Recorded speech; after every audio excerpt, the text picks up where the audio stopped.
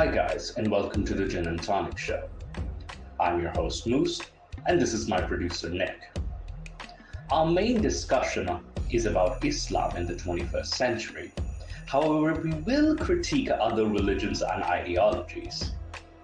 We condemn any form of discrimination, violence, misogyny, slavery.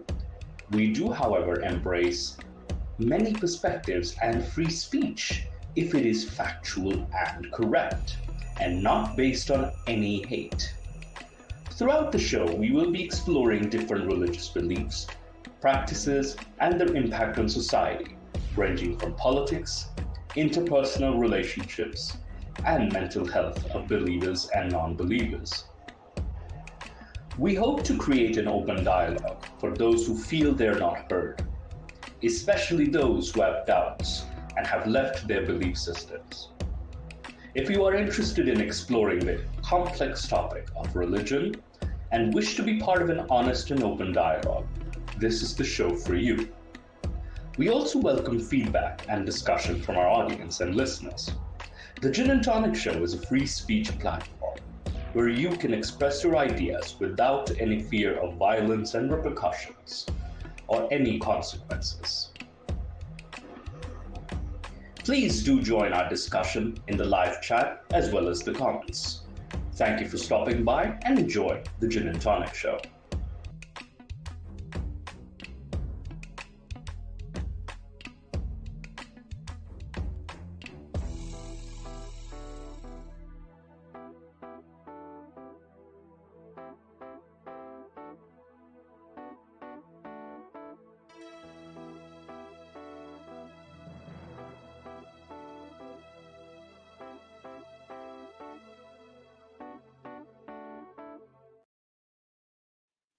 Good evening and welcome to the Gin and Tonic Show. I am your host, Moose.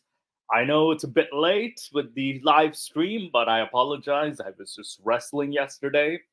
So I am joined today by by my regular panelist, very well mannered, very well cultured. He'll come into your nightmares, the Iblis advocate, Cultured Ginny.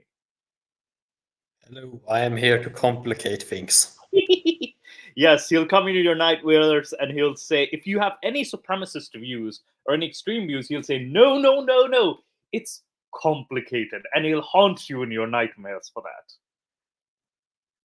As I will. But With pleasure. With pleasure. And of course, Ginny, you have to keep the Iblis stick this time. Like the, not the Iblis stick, but the Hazamzam water dipped stick. Because I'm doing a lot of Iblis type of activity too. So, even the Jinni can actually, discipline a human when it comes to, sinning. Yes. So if, especially according to Islamic lore, jinns... Imam and Mufti Suyuti agrees with that sentiment. Or he would if he wasn't dead. Oh, absolutely. But today's topic, I know it's a title called Boycott Israel. Now, this chant is normally affiliated to brands and products associated, or, what do you call it? It's associated with this accusation against brands and certain companies, firms, that they directly fund Israel. That is definitely, that's the general myth. And yes, drastic measures. Hey people, I love the title, very eye-catching. Makes me think Muslims have taken over the show. I mean, that could be the case, but again, I just wanted to address the rumors. But what do you think of these? But to be honest, I mean, we are pretty critical of Israel here. Yeah, as we should, considering what they have done and are doing. Keep in mind, we are, at the end of the day, pro-human rights. At the end of the day, yes, we stand against human right violations wherever they come from. So yes. I have this. There has been also this trend of ex-Muslims like Haris Sultan, supporting Israel, or certain ex-Muslims as well, which baffles or me. ex-Muslims that support like various communist dictatorships and Yeah, argue for that being implemented into the Middle East or something. yeah, or Yes. even like there's some very extreme right-wing takes or very anti like LGBTQ takes at times. It's like, okay, it's okay, no, calm down, guys, calm down, guys. Yes, if you want to call us, we are human rights extremists. We stand for humanity. Well, So, it's complicated here. yeah, a bit complicated. How do you define human rights and what do you prioritize when they clash with each Yeah, other and so on? yeah. I If will it, find a way to complicate these matters. God damn it, Damn it, Ginny. Okay, now give me back that stick. Give me back that stick. That stick. Yeah, I know. It's definitely he is. You are technically correct on a technical basis, because when it comes to human rights, like the borders get muddied, like which lives, especially when it comes to like the debate of it, like, oh, some lives end up mattering more than others, and this is what we kind of observe in the political sphere, that is. And I know, I apologize, the show has also gotten very political, but that was kind of the intention, like the Islam and religion in the 21st century, which is overlapping with I mean, religion has almost always been political, and yeah, especially or for practical religions like Judaism and Islam. yes, and I was gonna ask you, yes, this Judaism also is very orthopractical in its approach, similar to Islam. So yeah, but in what ways do you feel that Judaism would be orthopractical? I mean, it has a law tradition that is even more extensive than I would say even the Sharia and fiqh traditions of Islam. Yeah, well, And it has also a longer history of these legal traditions. Since remember, Judaism had a longer time to develop these, absolutely. I think traditions. since the at least the earliest document we could find would be the 6th century BCE, earliest document we could find from Judaism. Could be even older too. Could be even older, like maybe 10th century BCE. Um, since Yeah, I mean the earliest things are probably from the turn of the millennia, mm, around the Bronze Age collapse, because that is when yeah, the Israelites are moving into the area of Canaan. yes, and Drastic Measures Islam has a comment here. Gene is sounding more like Jordan Peterson every week. How do you define human? How do you define rights? Well, Jordan Peterson can sometimes actually be correct, and he does have some good ideas, and he does propose some things I do not object to. He is, but he does also, propose a lot of things that I do completely reject. He's a bit hit or miss, but it's usual. We will always have people that we disagree with and that we agree with sometimes. well, for me, he's been a little bit of a cringe as of late, especially with the give him hell tweet that we actually Yes. addressed in our previous shows. It's like, oh no, what are you doing? What are you doing? You're an academic. Like, just don't engage in this stuff. And kind of like, Doorknob Head has another comment. Jordan uh, Peterson can sometimes be correct, maybe true, but it's a trap. Not. I love it. I love I that. wouldn't say that it's a trap, because these people that say that just because you begin to listen to someone, you will get into this pipeline and then turn into some sort of extremist. I do not agree with that, because you were already predisposed towards that before. Or if you were convinced by an intellectual argument. Mm-hmm. And thus, the failure is actually on the counter arguments. Which is So, an in both, cases, I think, it's possible that there exist more alternatives here in argumentation regarding, the alt-right pipeline from Jordan Peterson. But I do think that it's important to be open-minded and well, to actually engage with other yeah. ideas. Well, to be fair, Ginny, for him, I think you were in that episode too when we addressed his cringe topic on the Muslims of the world. Like, you Shias and Sunnis, now, stop fighting with each other. It's like, Yeah. oh no, shut the hell Pa- up, Peterson. Paternalistic as, patronizing and It's so condescending, and it's very yeah. like he just probably read a leaflet and just assumed this was how it operated. Oh, now, drastic measures. Now. I think he's been already boycotted a lot. I think he's been boycotted since what was since like 2010s. So it's been almost a decade since he's been boycotted. Yes. We need to calm down. So yes. By the way, speaking of boycotts, I think there was some news about the Turkish parliament. That is, um, the Turkish parliament has dumped Coca-Cola. If you can see the article, Turkish parliament dumps Coke. I cannot see the article. Oh wait, can you see it now? I can see it now. Good. Okay, yeah, it took a while to load. It took a while. Yeah, I know there's some side ads that take a lot of space. Turkish parliament dumps Coke Nestle from menus over alleged Israel support.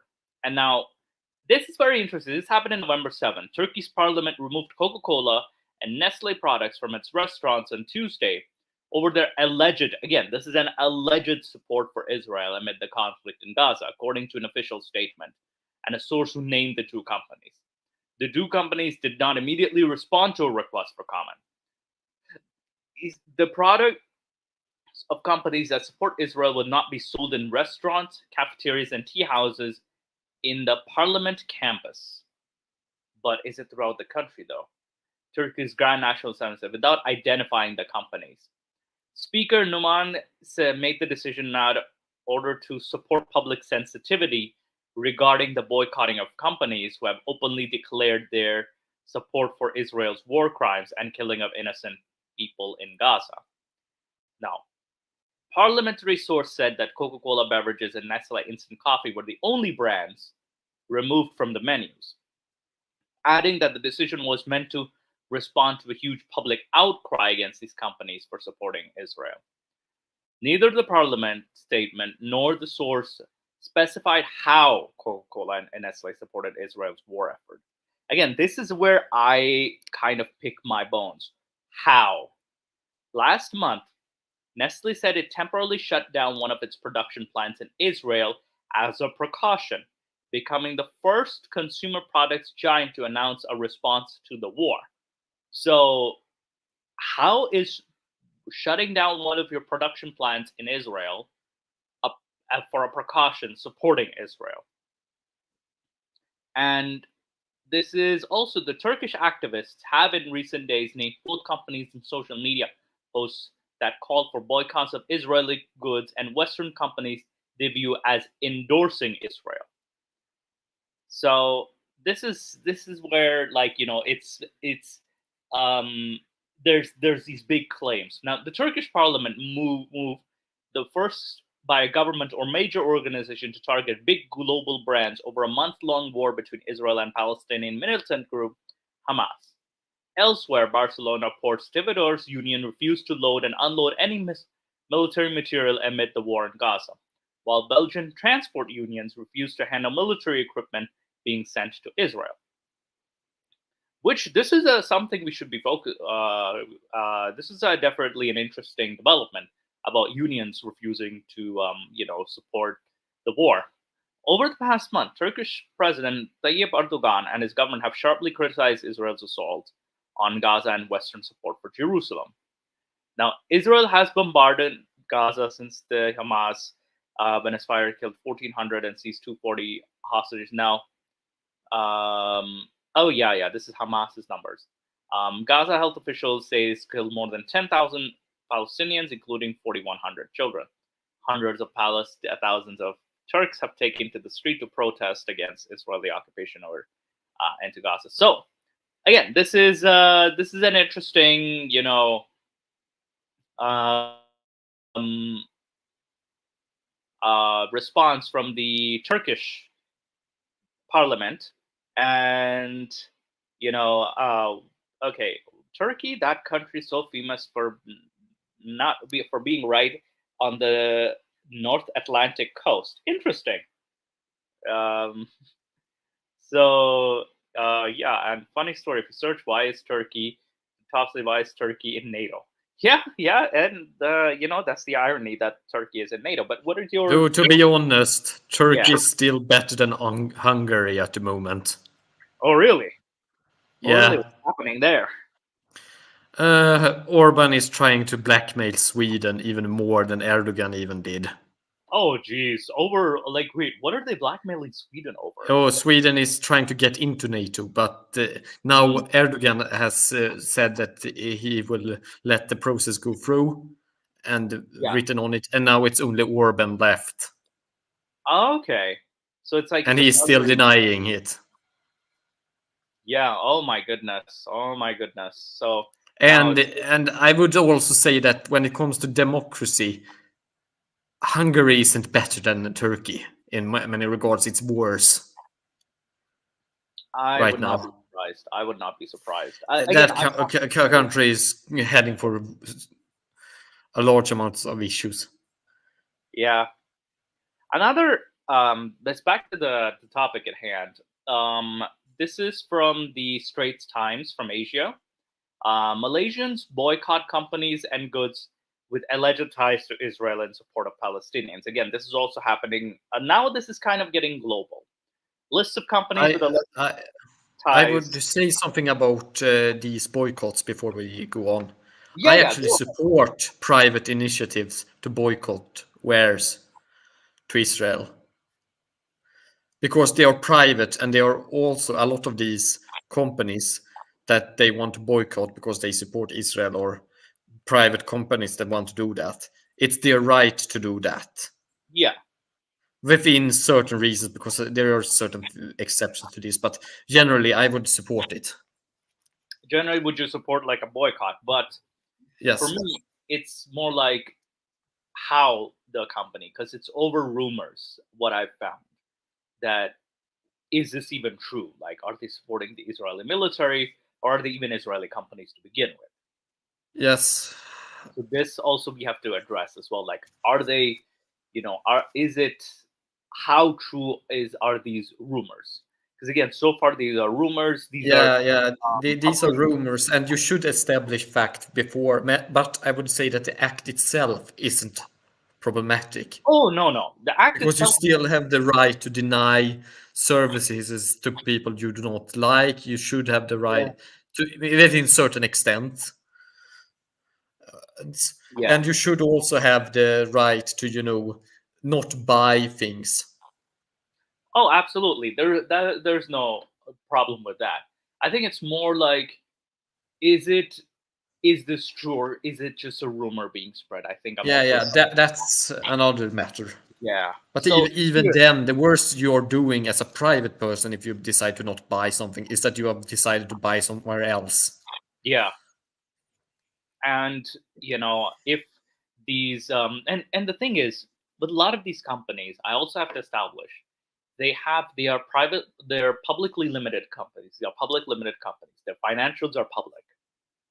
They have to post these to the public, and nowhere in their financial statements have I found a certain number of funds going to the Israeli government or the Israeli military, for example.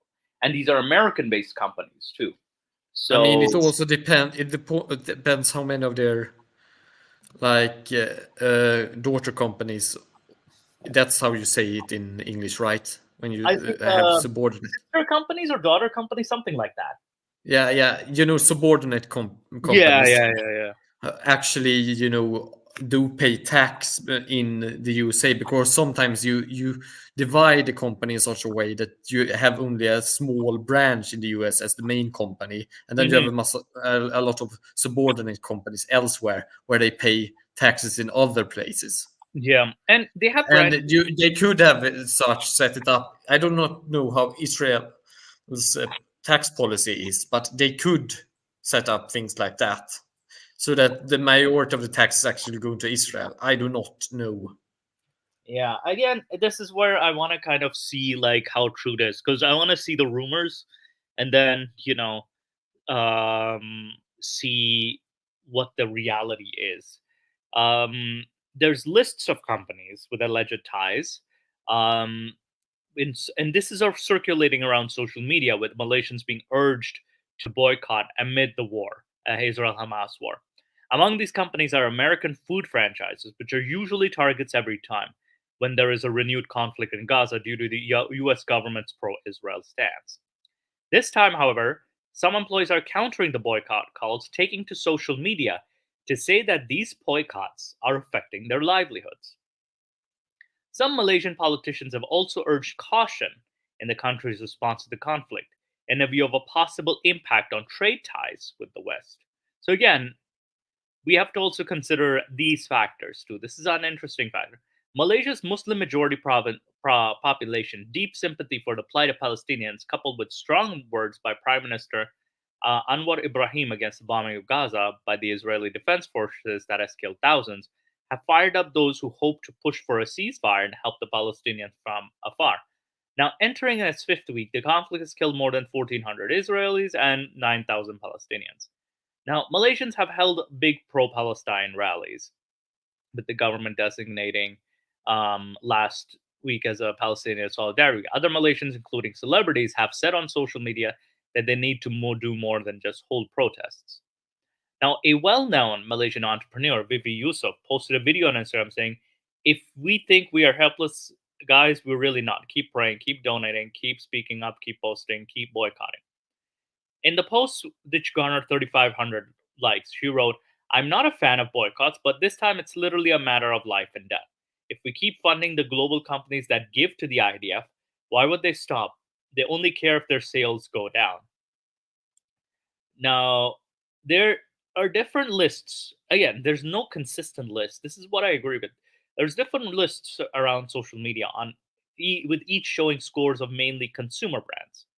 McDonald's and Burger King are being targeted after their Israeli restaurants gave free meals to the IDF personnel. Now, this is interesting, as reported in the media. This is interesting. They actually gave free meals to IDF personnel. According to a Reuters report on October 17, McDonald's Israel said it on its social media accounts that it has given thousands of free meals to the IDF.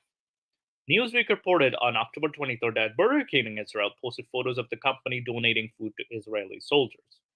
Now, this is within the branches of McDonald's and Burger King. So this is I mean, they are franchising companies, so they do have a lot of, leeway in how individual franchise takers can organize things. Yeah, individual franchises, like you said, Jenny, they don't have to go with what the central policy is. They go with what the local policy is. I mean, they do have to follow certain standards from the central, Oh, absolutely. franchise giver, but they are given a lot of leeway. Oh, absolutely. Absolutely. Now, McDonald's Malaysia issued statements disassociating itself from the Israeli franchise. So this is where, it shows that the local franchise is, to an extent, somewhat independent. It said the company in Malaysia is 100% Muslim-owned entity, and that it had contributed 1 million or $286,000 to the Palestinian Humanitarian Fund under the Prime Minister's department. So these companies, there's a company of the same company, interestingly enough, donating to Israeli soldiers, but also donating to the Palestinian cause, but from different franchises. So it's a little complicated, like you said, Ginny. This shit gets complicated.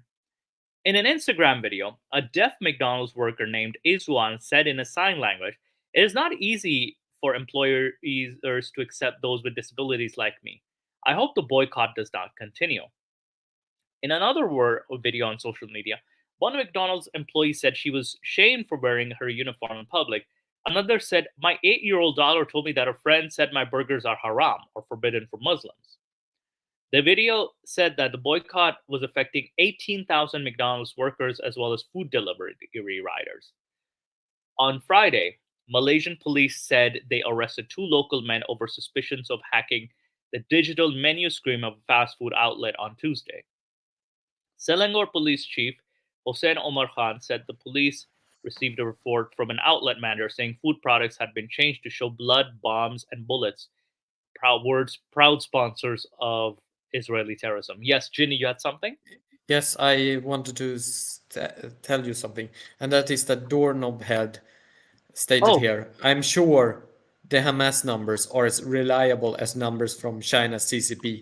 Yes, I would take those thousands of the Palestinians dead with a grain of salt. I do think that yeah, there are thousands dead, but I wouldn't go as high as that many thousands, that's above 10,000, because that would mean that more than a fifth that has died since the beginning of Israel in, 1948 died just recently.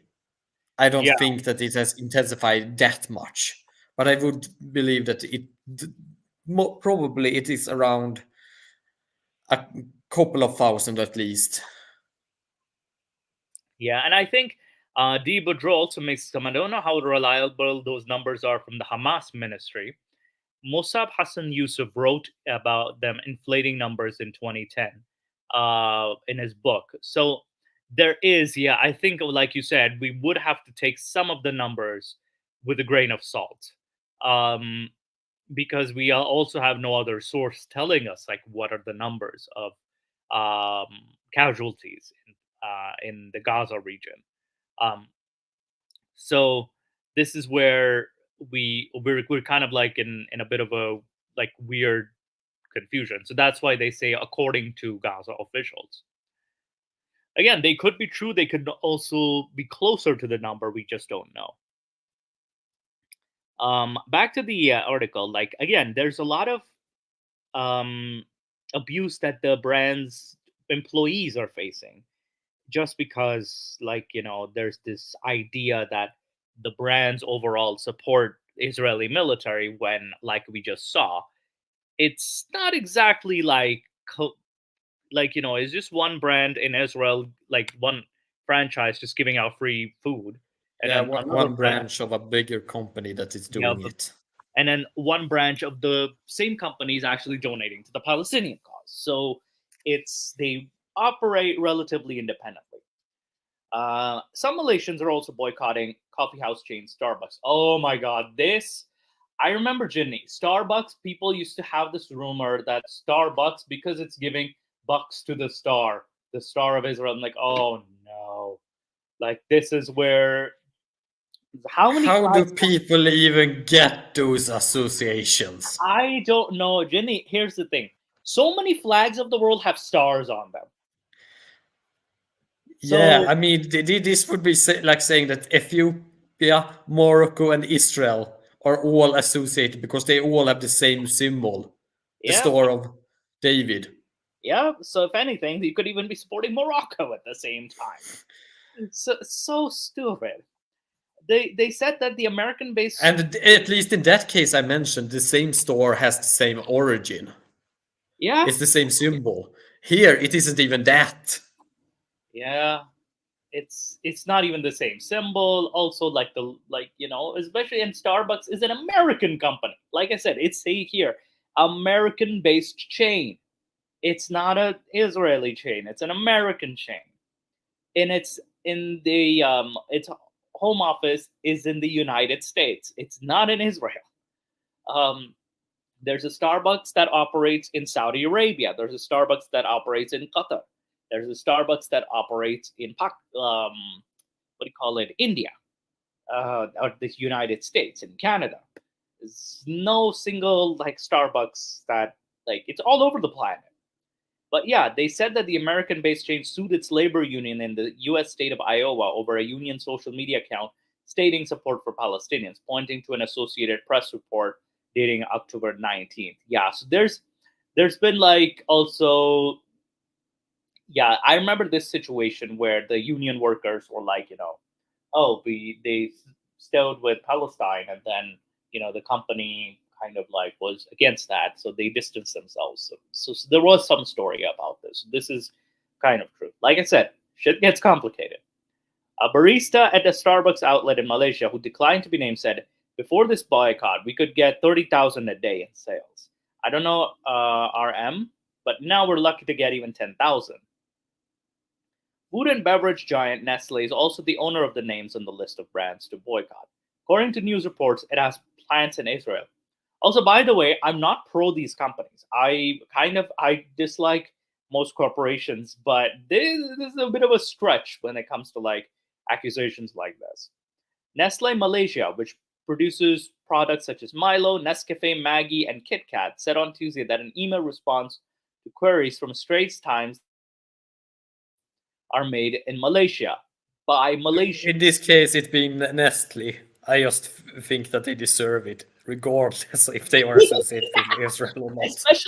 Especially when the CEO of Nestle was like, water should be priced. It's a commodity. And they were like, send this man to a desert, please. Send this man to a desert. Yes. And let him die of thirst. I am like, so I'm not a huge fan of Nestle myself. They should be boycotted regardless. Yeah, not just the support of Israel, but like generally, like it's just the shit that the CEO and these rich people in the fucking board of directors and the board just the nonsense that they preach. It's like, yeah, we'll just toss you into a desert. Yeah, and then we'll see how you survive with priced water bottles. Only you can fucking like just yeah. I was just very frustrated when I saw that video. They said further, we as a global company we foster mutual respect and tolerance across cultures, religions, and nationality. We are deeply saddened by the current humanitarian crisis in Palestine. Yeah, again, I know he has to face save. Firmly oppose all form of violence and hope peace will be restored soon. Now, Mrs. Amanda Sanusi, a 45-year-old Muslim teacher in Kuala Lumpur, said, "I boycott McDonald's, Starbucks, Burger King, any brand that has outright declared it supports Israel." I'm like, oh man, this is done by a school teacher. My children are also boycotting. Will update me on any information on brands that support Israel. Now, responding to the reports of the boycott by Malaysians, Palestinian ambassador to Malaysia, Walid Abu Ali, told reporters on Friday, "Any measure supporting Palestine and its people are deeply valued. The boycott of Israeli products and franchises supporting Israel serves to minimize the serve." What are you doing, Walid? What are you doing? Serves to minimize the offering of Palestinians. But some have cautioned that the boycott call could have a negative impact on the Malaysian economy, such as a rise in unemployment. And again, yes, this can be a detriment because if there's no sales, there's no employment. Sabah Deputy Chief Ministry Jeffrey Kitingan warned on October 29 that there were signs of division amongst Malaysians in response to Datuk Seri Anwar's support of Palestinian cause. This is another. Datuk Seri Kitingan said Malaysia may have harmed its reputation and international relations with the West and was in danger of losing trade relations. Again, trade relations. These are very important. Mr. Anwar on Tuesday condemned in Parliament the relentless indiscriminate onslaught of Israeli aggression. So the premier said that he would continue to express the country's position on the matter.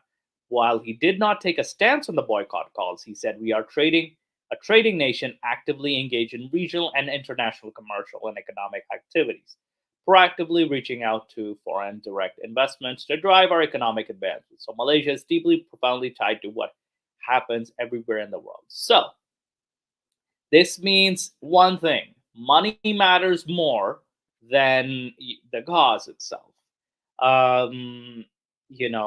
And also, D, you are correct. It depends. I mean, they did.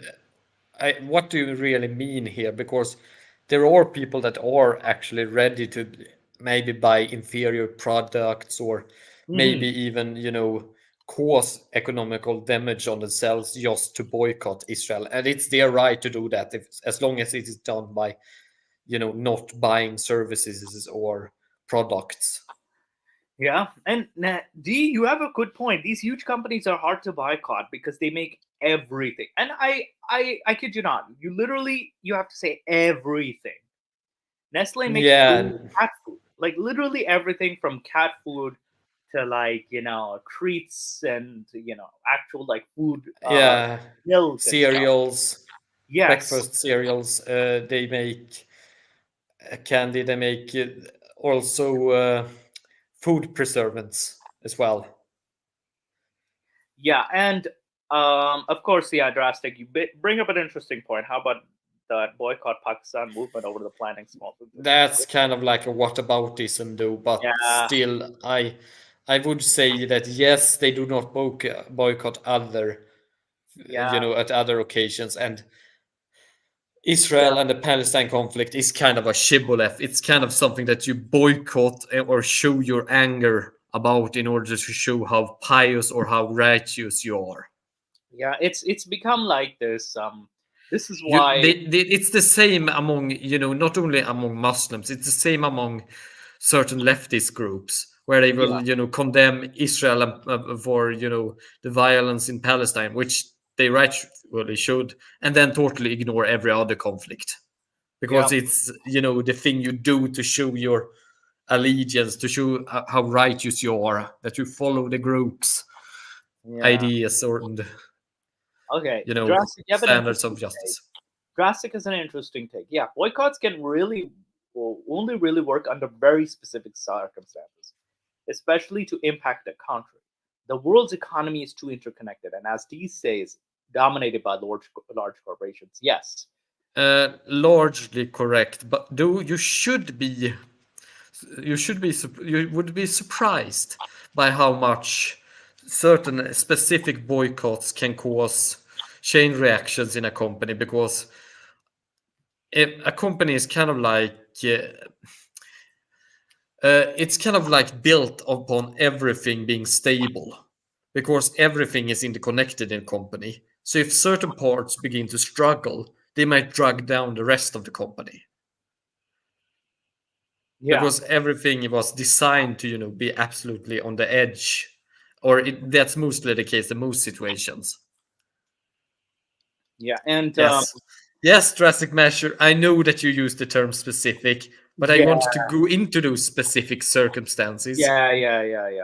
No, I think because just on time economics and limited budgeting economics, where you just have a limited budget on every section, just because you don't want to over budget, because then that money could have gone to the shareholders already, and it's just laying there and not doing the work, means that if a section goes down, then you might have lost production mm, capabilities that were vital for other sections of the company elsewhere in the world. And you might have also, since you didn't budget enough, if the selling was bad in that section, then you might need to take money from elsewhere in order to prop up that section temporarily. But you might not have that money because you already took everything and gave it to the shareholders, or stretched out all the financing so thinly over everyone that one mistake here and there crushes the entire thing. And it's also the fact that the bigger a company is, the harder it is to manage. Like every organization, the bigger they are, the less easy it is to do reforms and change things. I remember. I think Drastic has another take. The only effective boycott of a country I know was on South Africa, and it only really worked once America got involved. And Not true. oh yeah, Sweden actually managed to make Israel be a bit nicer towards the Palestinians, because after they had managed to murder a member of the Bernadotte family, a diplomat. oh really? Yeah, that we had sent a member. He was a member of the royal family from another branch. Oh wow. He got killed by Israeli extremists, and they even got away and became part of several parties, including later also Likud. And the fact is that Sweden was pissed off when this happened in the 50s, I think it was. And we more or less, since Israel back then actually required a lot of weapons and a lot of parts for their weapon constructions that came from Sweden, we more or less just said, no, we aren't going to do this. We aren't going to sell them. Interesting. And Israel caved into a lot of our demands a bit. Yeah, you have to.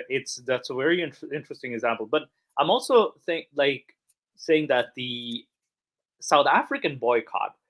But the thing with the South African boycott was it was global, and there were sanctions imposed on the country too, because of the fact it was imposed by international bodies. Hence why I feel like it was. No, I was wrong. It was 1948, just after Israel had been established. Folke Bernadotte. Yeah, okay. So yeah, I'm talking about with South Africa, due to the apartheid, and also what demands did they cave into? How did it impact Israel long term, Jenny? Though I think you are overplaying that one hugely. Yeah, Jenny, you have a response to that? There were demands about certain because they didn't. It was kind of semi-successful because we did get some concessions regarding the pricing, regarding some sort of things in our selling and diplomatic relations, but mostly we also failed when it came to actually get the murderers because they didn't want to hand them out. Oh, really? No. So that in that way it was a failure, but even afterwards, Swedish relations with Israel were kind of frosty in the 50s and 60s and 70s due to this. Okay, yeah. So it wasn't like you said, it was successful in some aspects, but was unsuccessful in actually getting the murderers. It was only monetary compensations. Yeah. Okay. So it's just monetary compensation. Yeah. Though with back to the South African issue. Interesting, actually. Google says Israel's biggest exports include pharmaceuticals, machinery, equipment, medical instruments, computer hardware, software, agricultural products, and chemicals. Yikes! Good luck with that. Yikes! Yeah, I do know that Israel has had a pretty extensive tech sector. Yeah, it has a very intensive tech sector too. So this one is definitely a bit of a difficult one. By the way, this is an ABC article, American Broadcasting Corporation article. Companies from Starbucks to McDonald's face controversy amid Israel-Hamas war. So this is another perspective. Again, I like to give multiple perspectives because, again, I don't want to show one biased article. So, from different parts of the world, just to see what is going on, we can have a take on that. So Starbucks, McDonald's, and other major companies have touched off controversy tied to the Israel-Hamas war, exemplifying corporate challenges posed by the high stakes and politically charged conflict.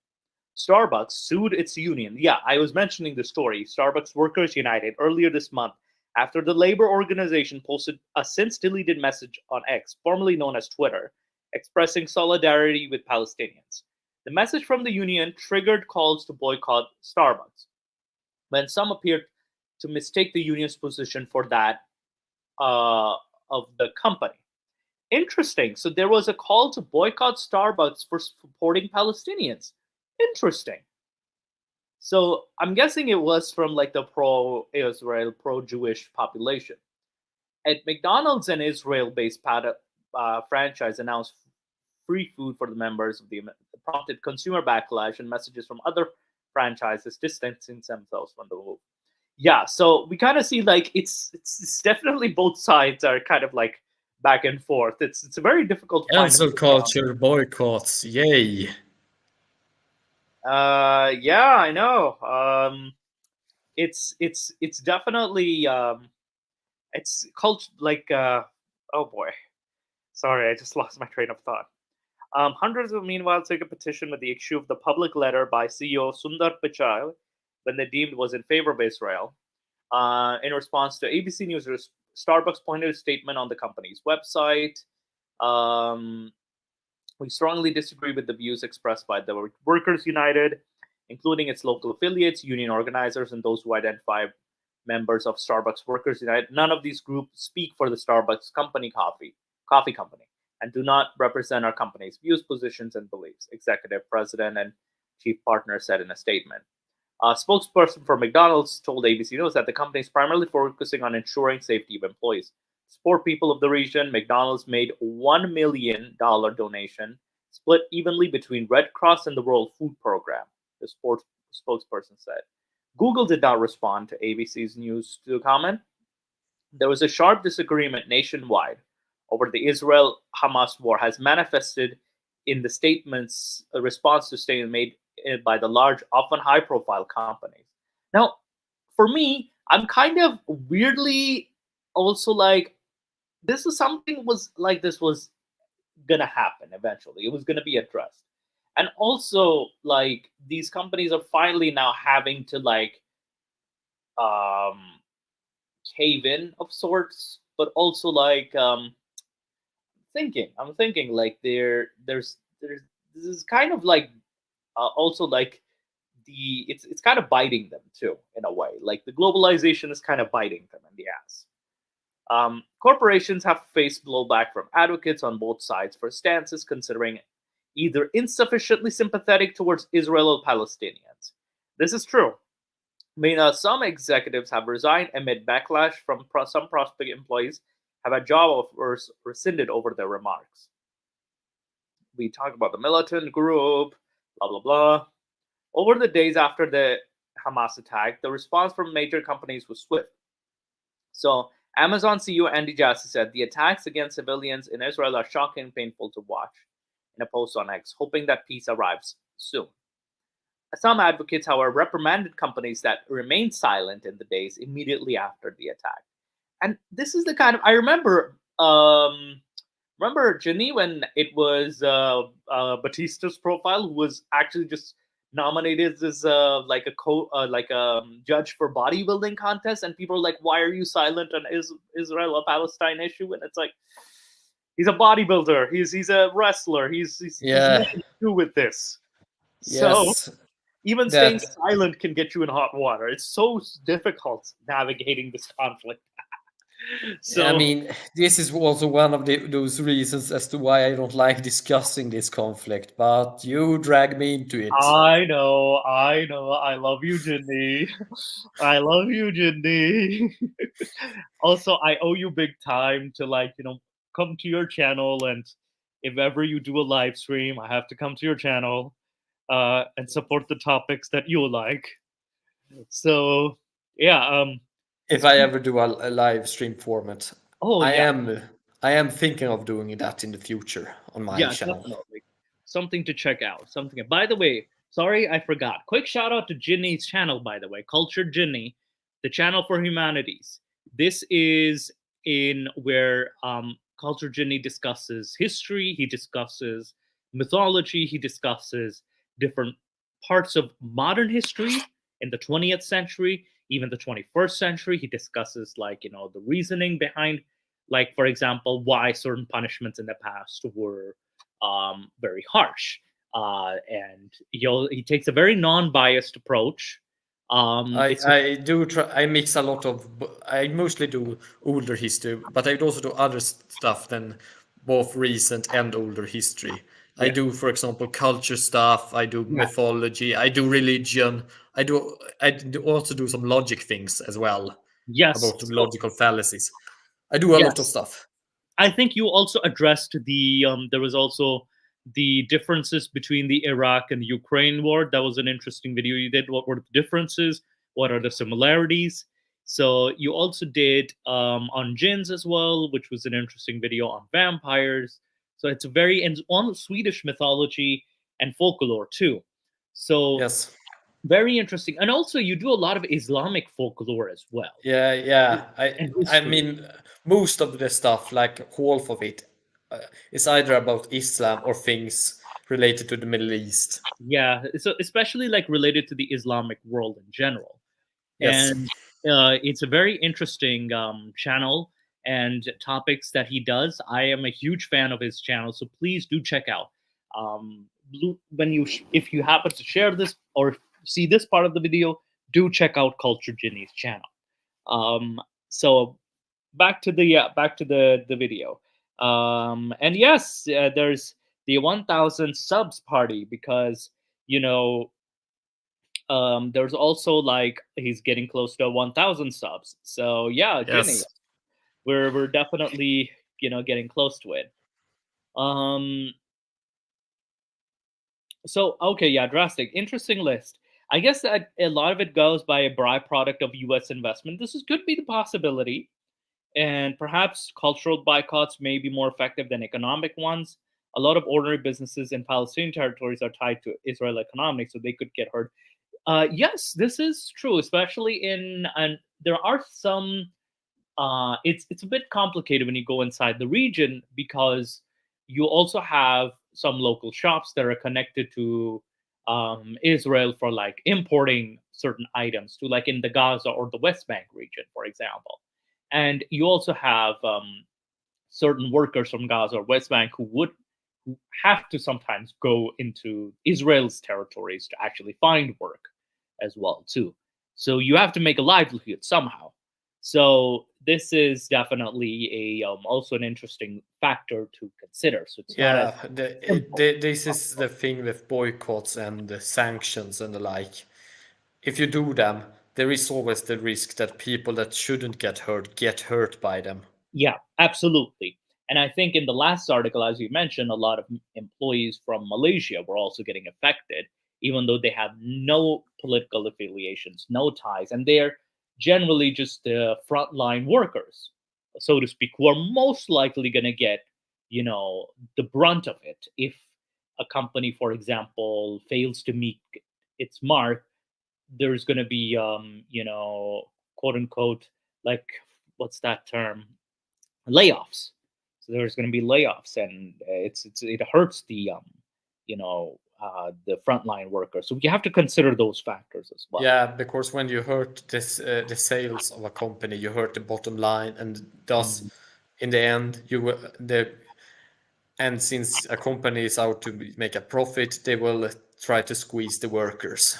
Yep, and that's usually the part that they squeeze out the most, and they tend to like and it's unfortunate. It's the unfortunate reality of the situation, and also um yeah, workers are a big expense too, so they have to like they tend to like, and also there's generally this attitude towards workers as well that they tend to slash them off the most. Yeah, they are disposable.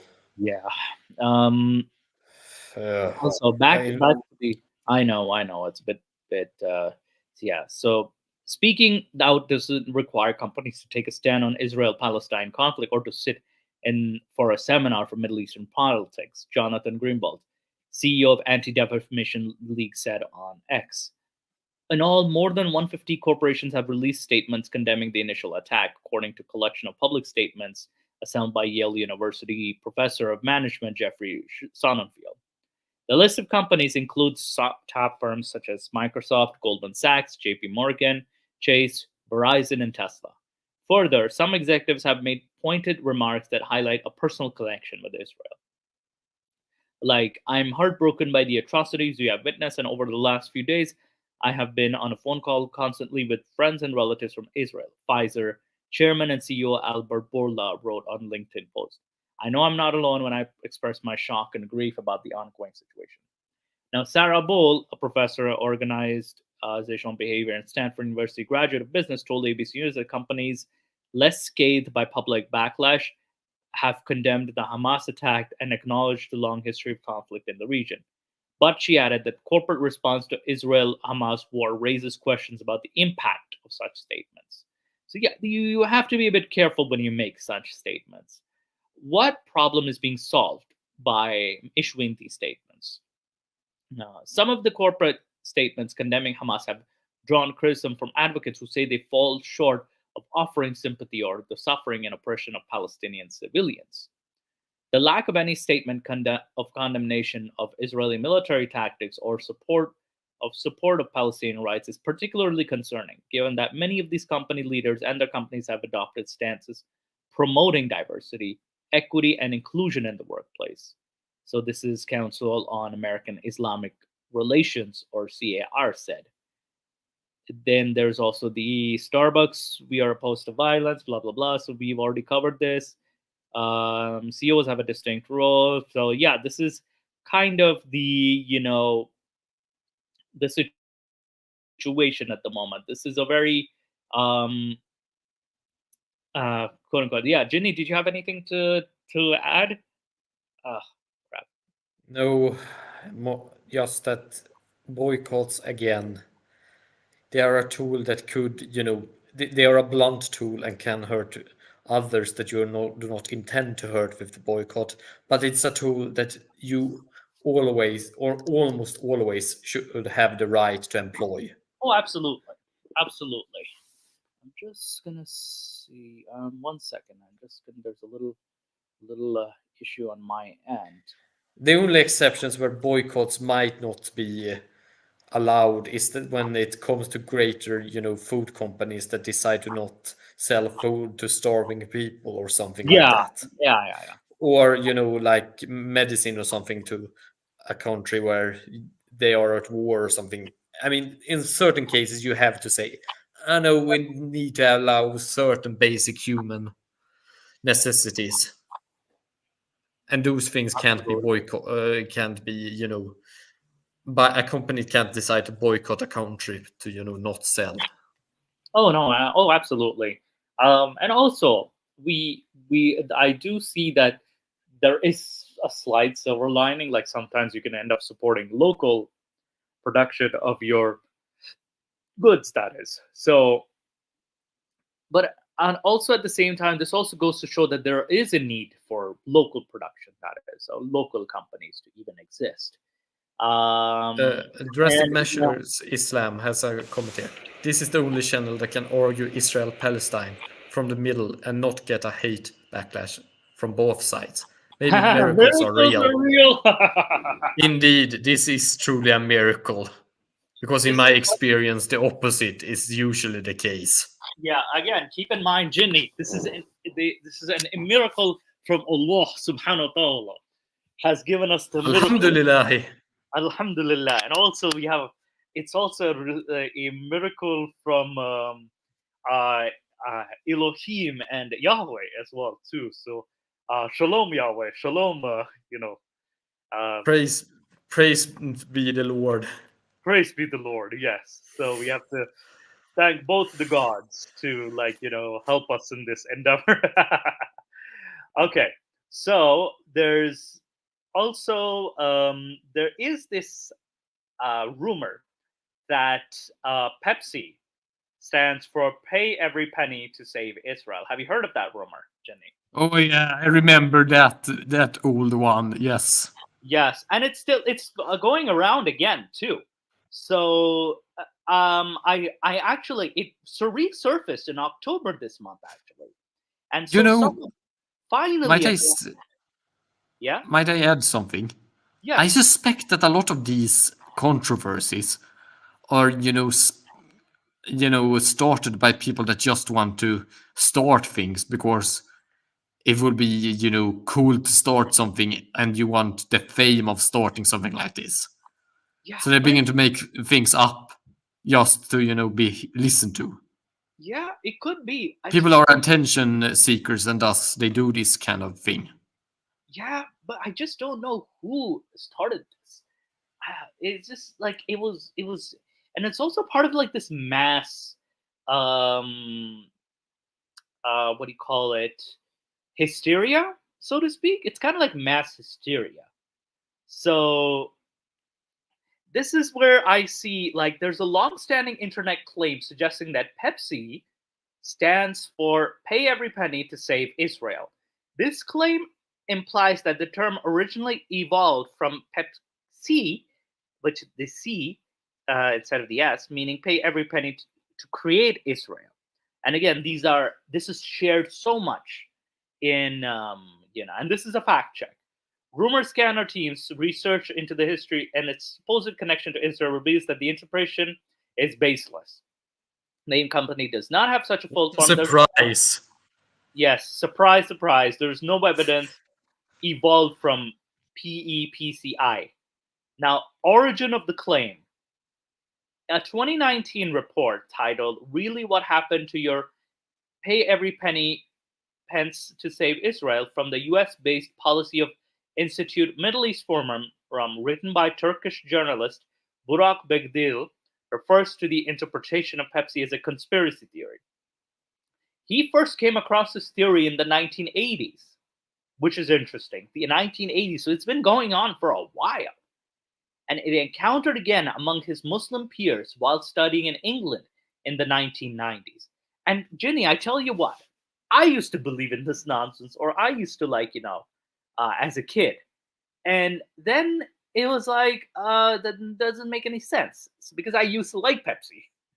So, furthermore, the Jewish Chronicle.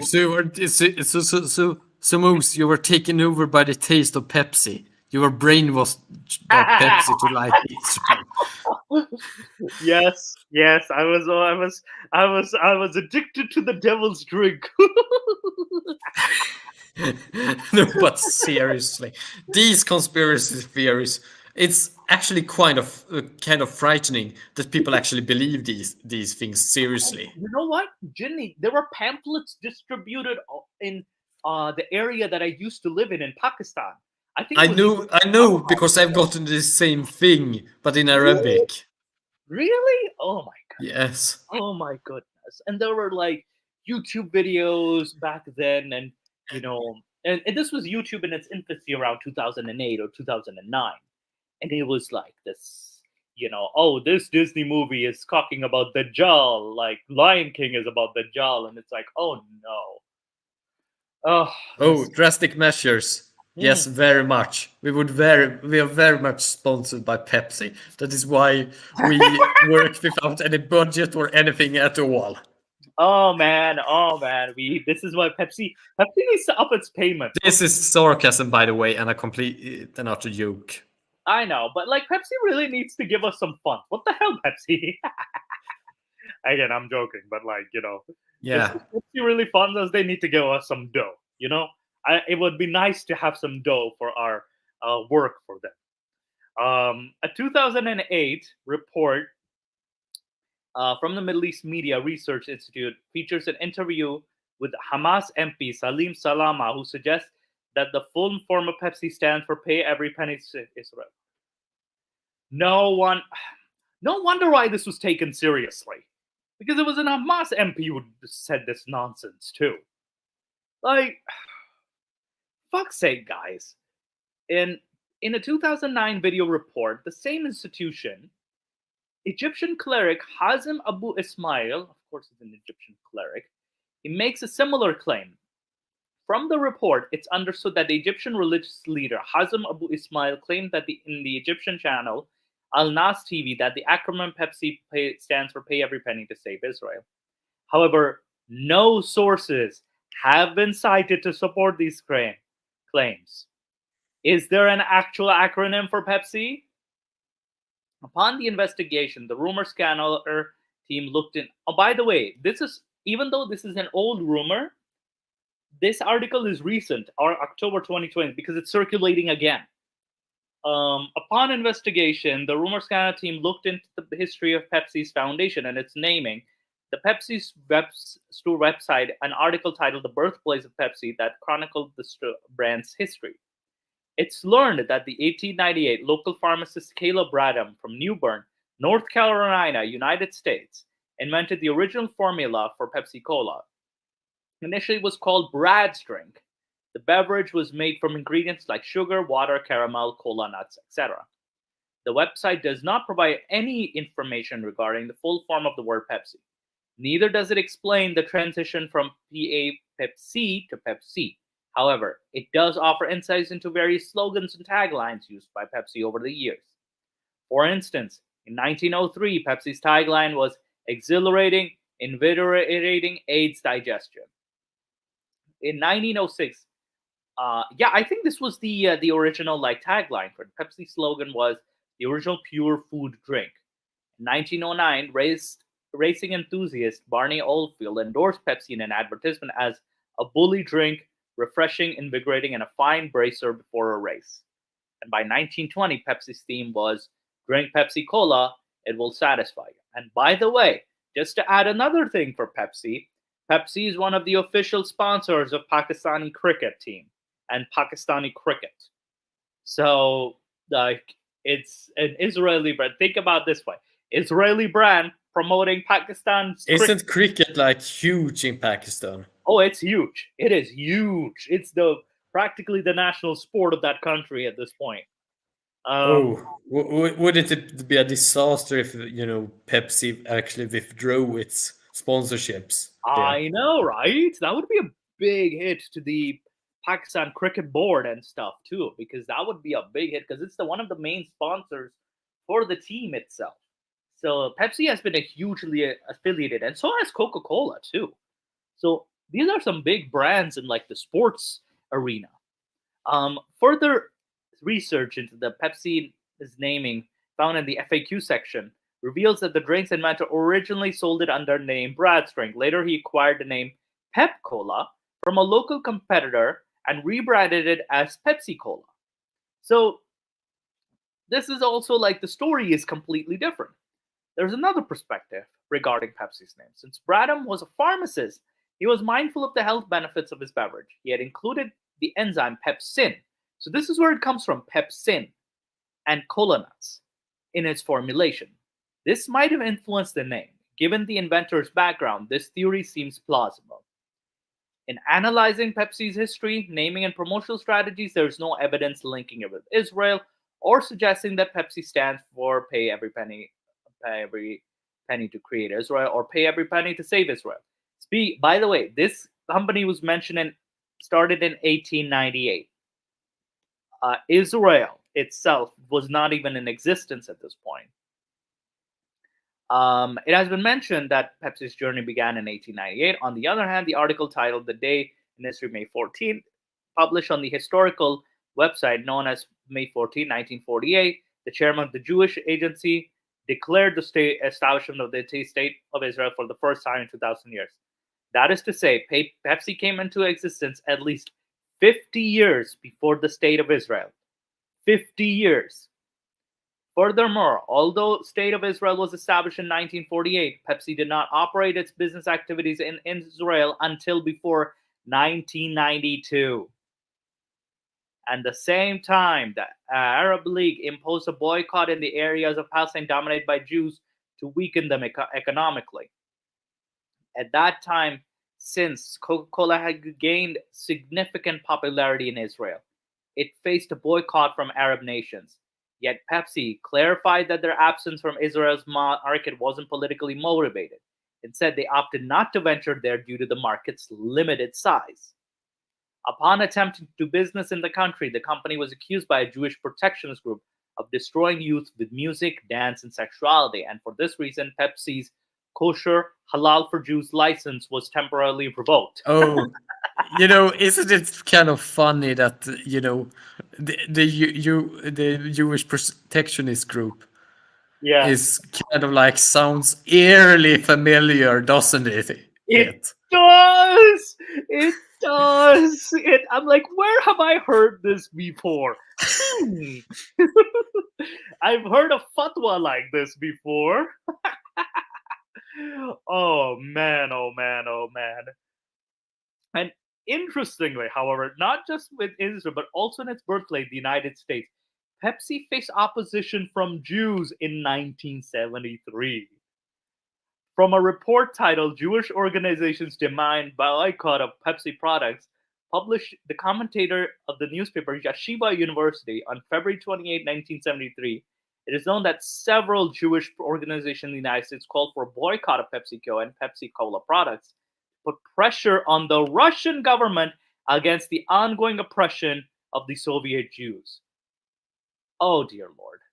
The reason being that at that time, PepsiCo made a multi-million-dollar business agreement with the Soviet Union. This history gets interesting, very interesting. I did not know. This rabbit hole is fairly interesting. So, from these historical lessons, certain conclusions can be drawn. For example, the existence of Pepsi predated the foundation of Israel, therefore, it's unrealistic to suggest that a campaign to support Pepsi would be initiated prior to the formation of such a state. If a campaign were centered on the establishment of Israel, it might have been made more sense. In this narrative, it's implied that the correct spelling should have been PEPCI from Pepsin rather than Pepsi. However, examining the history of how Pepsi was named, that spelling has remained consistent without any alterations. So, were the purported acronym for Pepsi accurate? Would be a deep and altruistic bond between Pepsi and the state of Israel or the Jewish people. But a thorough historical review reveals a contrasting narrative. Like we said, Pepsi made a multi-million-dollar deal with the Soviet Union, and that was because Pepsi's one of its representatives handed a drink to one of Moscow's executives, and they really liked that drink. So they actually offered the multi-million-dollar deal to Pepsi in, I think it was the 1970s, because they were looking for a beverage to sell. Also, there was a rumor that Pepsi was given like military equipment and stuff, which Pepsi denied. It's like, yeah, that never happened. That never happened in history.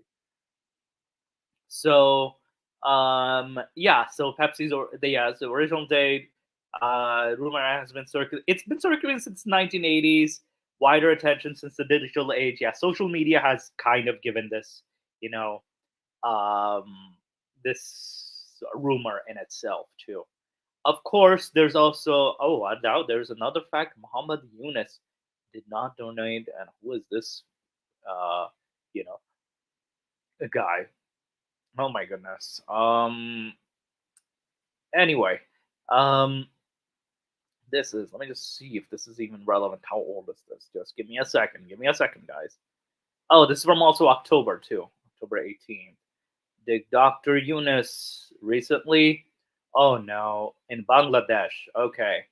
Numerous posts on the internet and online media Bangladesh have claimed that Nobel laureate Bangladeshi economist Dr. Muhammad Yunus has given 100 crores of taka to Israel through his organization's Grameen America for the ongoing conflict between Israel and Hamas. Oh boy, this is another rumor. Oh yeah, these are the images that are shared. These are some TikTok claims. Making also watch the video. There's YouTube videos. Oh boy, fact check. Did not give any aid to the conflict, but the whole issue has been spread on the internet using fabricated sources. Moreover, Israel's foreign ministry has also denied the matter. Even Israel's denying this. It's like, why would we need money from this doctor from Bangladesh and his company? So, through like Dhaka through Grameen America, where he serves as co-chair. Bangla Insider cites the recent acknowledgement from thanking all the benefactors post the amount Susal's listing Grameen America as one of them. So this is Bangla Insider claimed this. Very reviewed. The rumor scanner team also seen news clippings. Viral must by observing the set picture is also seen as match desk stage decks has been set by a reporter.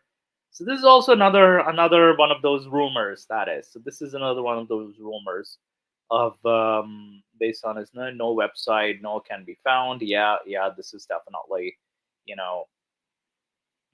Oh, so Dr. Yunus, American singer, is a national ambassador of this organization. Okay. Wait, New York-based on Progress Solution starts the journey from the Grameen America's website. They mainly work with women. The organization provides various services to microcredit and some make self-reliant women living below poverty line residents can access. So it's a completely different business, practically speaking. So the Israeli also denies what do you call it? Any links? Oh wow, this is thank you for all the incredible volunteers coming together. company. 6 months of therapy at no cost for those affected by the war in Israel. Interesting. This is very interesting. So associated with the Ubraya. Sorry, I'm just skipping over this because like it's a lot of like I just wanted to go over to the conclusion just for the interest of time. Let me see just the conclusion. In conclusion, a claim has been circulated online that Bangladeshi economist 100 crore takas amidst the conflict. However, extensive research, the rumor standard team found it to be entirely false. So yes, there's rumors like this too, that Bangladeshi taka, this Bangladeshi man was donating to this cause.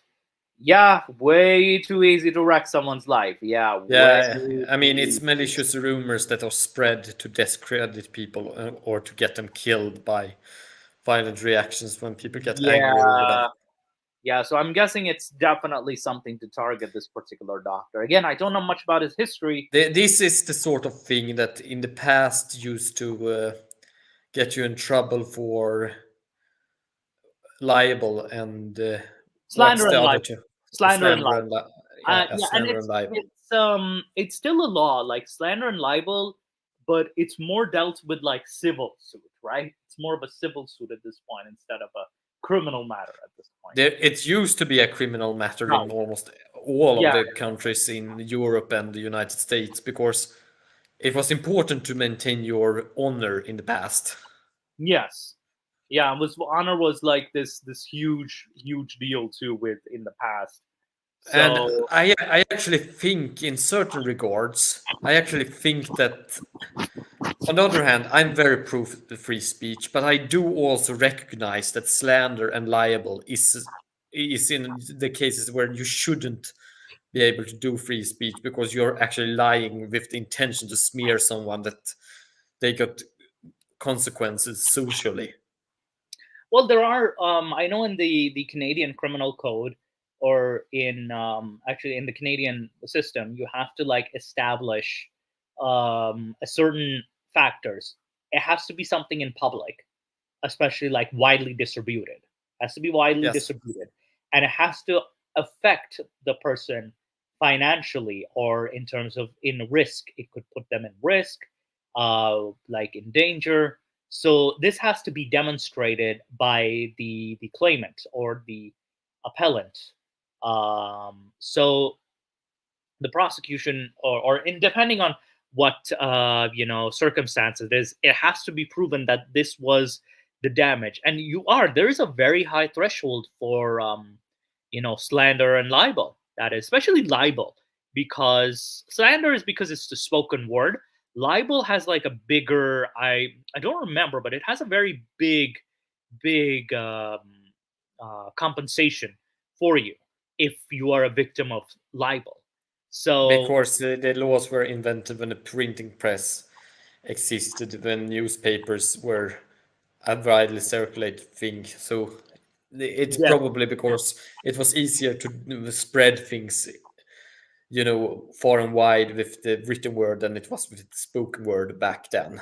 Yeah, and I think now we have mass media and on TV, and we have also social media here on the internet where you can speak directly. I mean, like I'm doing now, and that could spread just as quickly, but that was probably not the case in the past. Yeah, I think also because the internet has taken over and mass media, like you said, we should also like kind of at least amend some of the requirements in regards to slander, because with spoken word also has become a big deal at this point. Again, I mean, I'm very pro speech, and I do not want. I mean, the problem is that you have to arbitrate about what is lies and what is not lies.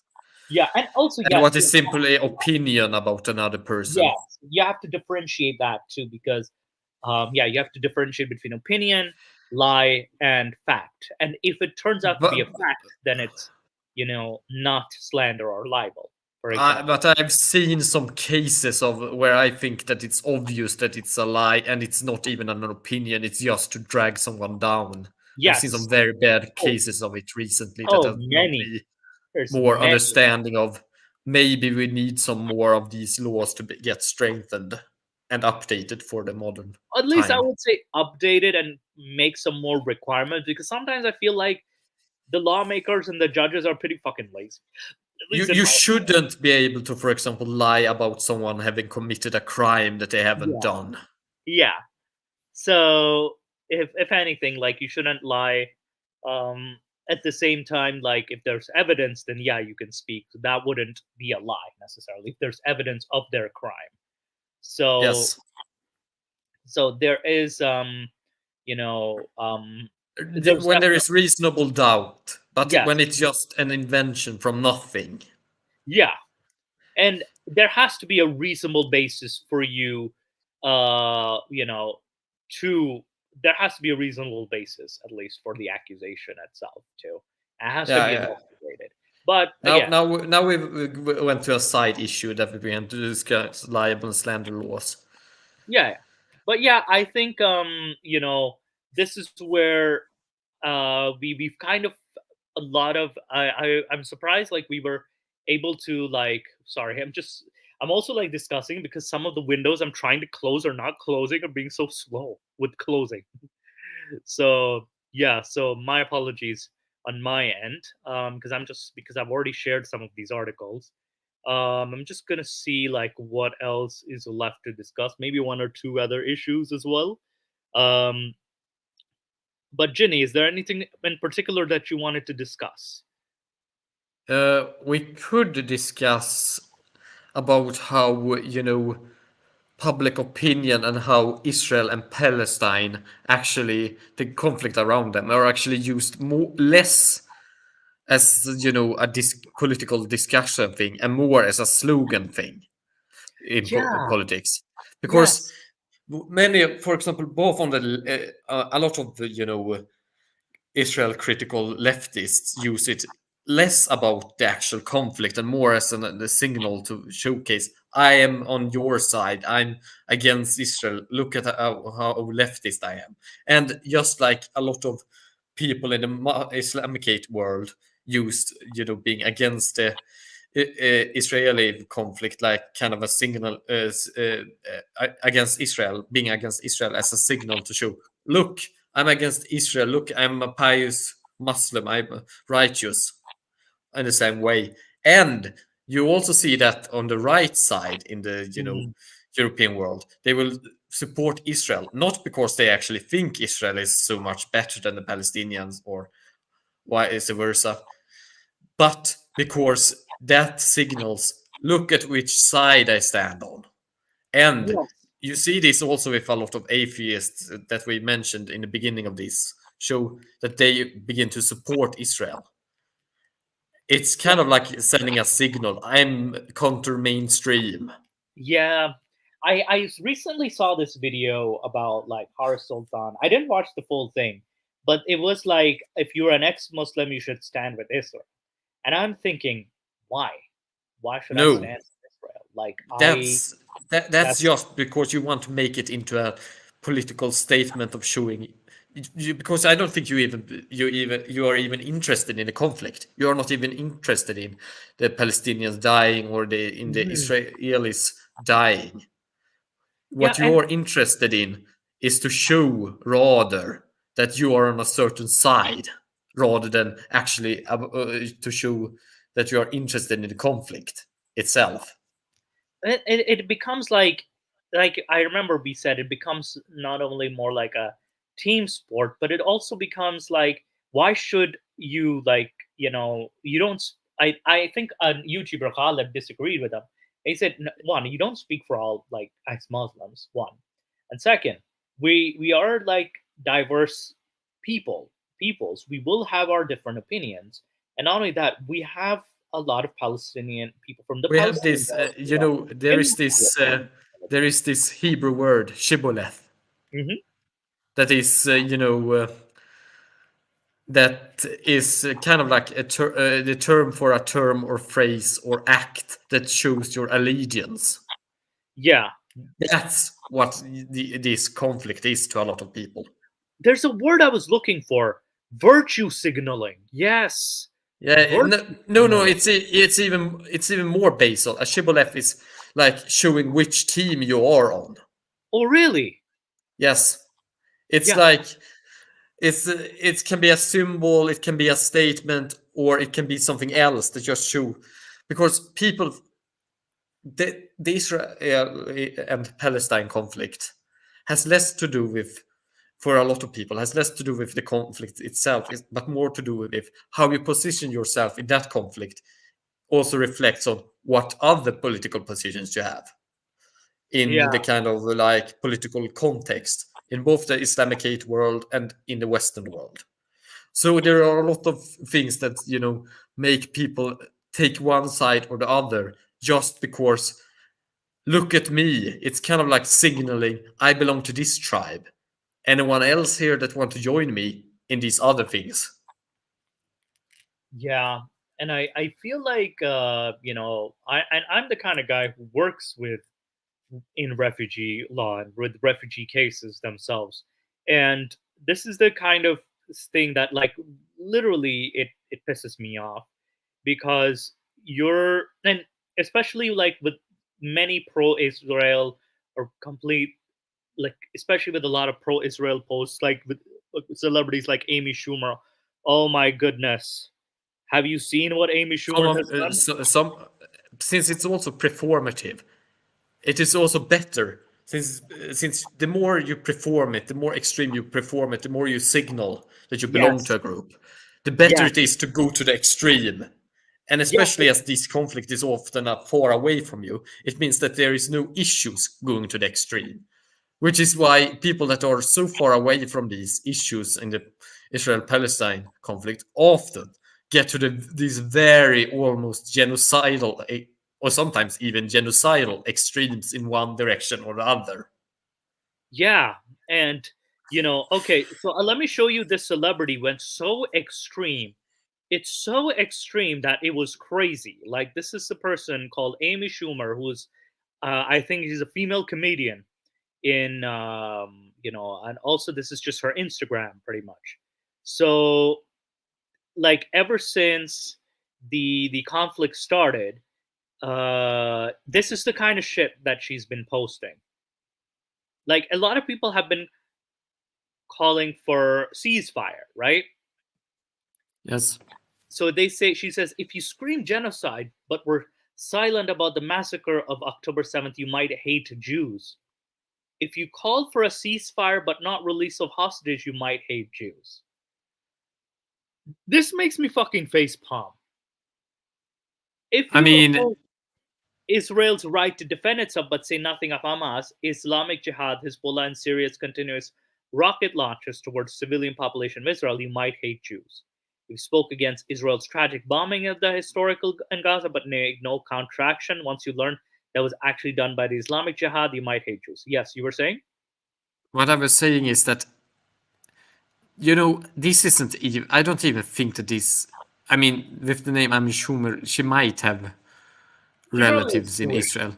Yeah, Yes, but if not, and even if, I do think that this is still very much performative yeah, in order to, virtue signal to a certain subsection. yeah. I'm guessing the virtue signal towards And men. it just takes these very extreme and very uncomfortable directions when you can do it without any Yeah, consequences. because remember, Syria's rocket launches, but first of all, it's the Israeli military is present in Syria. First of all, this is what I have to. They have the Golan Heights, and they were Yes. involved in the Syrian conflict. And that is an occupation.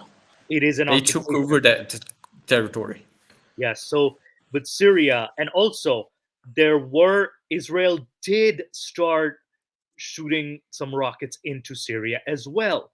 So it's not like one side was completely like innocent. Israel did pick a fight in the Syrian region. against, I'm Yes. guessing, Iranian proxies. So it is a sort of like, it was a rogue state. It is a rogue state. And then if you spoke out against Israel's tragic bombing of Gaza, no contraction once you learned it was actually done by Islam. Here's the problem, though. The Israeli military defense first said we targeted this hospital, but then retracted that statement immediately. Then now the issue is, like we've discussed in previous videos, we don't know who actually did it. So at the same time, there was no evidence that Islamic Jihad even did this. There's no evidence that even Hamas made this. It was a result of a Hamas misfire. It's a possibility, but again, I don't think we know yet. I haven't looked don't into even know this anything. matter. Yeah, Have so you, Mos? I Have haven't you looked into heard, it? I haven't heard any what do you call it, uh about the Gaza hospital itself. I haven't heard any new updates. So at this point, um it's like the fears for thousands sheltering. I'm just looking at an article. I mean, So, she does write, as the Nornob head does note here, she does write, you might. But, yeah, when it's very much the implication, it's still very dirty tactic here. yeah, it's a dirty And tactic. it, I would say you might, because people that hate Jews will blame Jews for everything. It's been a children's program, and yeah, it is true. But also, like, not just Hamas, but also like even in I mean, if I was saying you might be yeah, X, where X is something very, bad, yeah, it's still not, it's not it's still friendly. it's still poisoning the well, and these other things in this context is still pretty extreme, and Yeah, it's due to the fact that there is no social consequence. It's only beneficial to be as extreme as you can be in your yeah, social context here, away from yeah, the direct absolutely. issues. Absolutely. And also, like, I'll look at the other a section of this too. If we use inflammatory language regarding Israel, no matter how flawed their governments, but use measured apologetic terminology around Hamas, a terrorist organization whose charter clearly states their intent to kill Jews, you might hate Jews. I love how he still uses the might hate Jews, but we use inflammatory language. But the irony of this is that this post is also using inflammatory language. Yes. So it's very, like, very self, like, contradicting. Also, yes, like you said, it's very if you chant decolonize but fail to condemn chanting of gas the Jews and allies in the city streets of universities worldwide, you might hate Jews. Okay, first of all, who chanted this, gas the Jews? Who chanted this? That happened in Australia. Oh, really? Oh, fuck. Yes. I Oh, think, fuck. if I'm not If, entirely yeah. wrong. Wait, let me double check. Actually, you know what? Let me double check. Gas the Jews. We should be afraid, because I don't know if YouTube will auto detect I that. know. Oh yeah, anti-Semitic chants. Yes, on October 12th, it was reported. So this is correct. And there were Yeah, anti-Semitic. it was outside the Sydney Opera House. Thank you, Yes, Drastic yes, yes, Measure. yes, yes. So this is confirmed. So this happened. It's Okay. good that we don't need to push the video to see where it was, because, again, YouTube's auto censoring system is kind of extreme at times. Yeah, and YouTube's censoring system can be weird at times too. Extremely weird. I mean, it didn't. I mean, I do know that it doesn't like blood and gore, but it didn't allow to, show a dead, animal during the, like Korbani meat after with, Yes, yes, during Eid al-Adha. yes, yes, yes, yes. That got censored, so I had to, redo that part of the video. Oh wow. Okay. Yes, you have to, like, be careful with showing certain items because it's getting censored, and it's like Yeah. getting censored pretty fast. And at times, takbir, the Allahu Akbar, saying that on how I said it. God. Really? Yeah, that got censored. Really interesting. It's in. You didn't get anything right now, right? No, nothing at the moment so far with my Israel-Palestine video. It's also I'm since I'm in Europe. Yeah, I'm in a different region, so I do also think that it's region based. A lot of this probably. census 'Cause system. I'm guessing like with the North America, it could be a little more relaxed with freedom of expression and speech. Yeah, Maybe Europe is a bit limited with yeah, it is. So yeah. when you can't even do the takbir because you can say the takbir without being a terrorist, and in most situations it is even said without having any ill intent. Oh yeah, dude, it's said even before prayer too. Like it's Yes, said exactly. before the prayer itself. So it's not necessarily an aggressive uh like thing. And I actually told this when I was Muslim, told this to a few Christian friends. It's like, wait a second, that's just like us saying hallelujah. So I'm like, yeah, that's pretty much how you. That's the best comparison we could make. And again, by the way, we're teenagers, and they're like, oh, so it's harmless. This Allahu Akbar thing. I never like they were. I'm glad I was able to like educate them on that because they were curious on like what it means. You do know that Ibn Arabi actually Yeah. founded an entire Sufi school, Al Akbariya, Really based upon that phrase. interesting. Yes. Very And interesting. the entire idea is that you should always think that Allahu Akbar means God is greater. But it Yes. means that you should really apply that thinking to your entire life. Mm. So that's why Think you that say that. everything is, Yeah. going to God because it's greater. He's greater than anything you can imagine. So you should always have that Yeah. in mind. Ibn Yeah. Arabi's Sufism is very interesting, by the way. I've been Yeah. looking into it, and he's kind of like he was a Dahiri Interesting. follower of the Dahiri school. You know Oh those, no, those the Amish of the Muslim but he was world. also a Sufi. Yeah, interesting. Very So interesting. he and he was actually in some ways pretty open-minded, but it was like his. So he was a botany Sufi with a Dahiri school style of living. He's So it very. was kind of like, yeah, I want to. If he were alive, I would want to study his brain. However. yeah, because it feels very contradictory. But then you actually begin to realize that he's actually kind of like the Qadiriya school of Hanbali Sufism in certain ways. Yeah. In that he thinks that these very strict living, like living like a fakir and the like, is the way. Living very primitively is the way to actually get closer to God. Lord. Oh. And it's a personal journey. Yeah. Yeah. It's very Buddha-like too. Very Buddha-like almost. Yes, I mean it's kind of like you go around and beg people to help you. Yeah. And to or in Ibn Arabi didn't go that far. That was Hanbal and some of the Qadiriya traditions that came from him, but rather it was he was more of this. You should live as primitively as possible, as absolutely close to Now he lived during the late medieval age, Right. Yeah. a late Arabic medieval age, so he was still in an age that was pretty similar. But his modern Sufi interpreters have this idea that you should live primitively like him. Jenny. Pio asked, so you guys are saying that Allah is not just greater and not the greatest or greatest? The problem with the thing with Arabic superlatives are that they mean the same, but depending upon context. Yeah. Also, of course, God is not greater than Pepsi hoping to get a span of sponsorships. Oh my goodness, you guys, oh my goodness.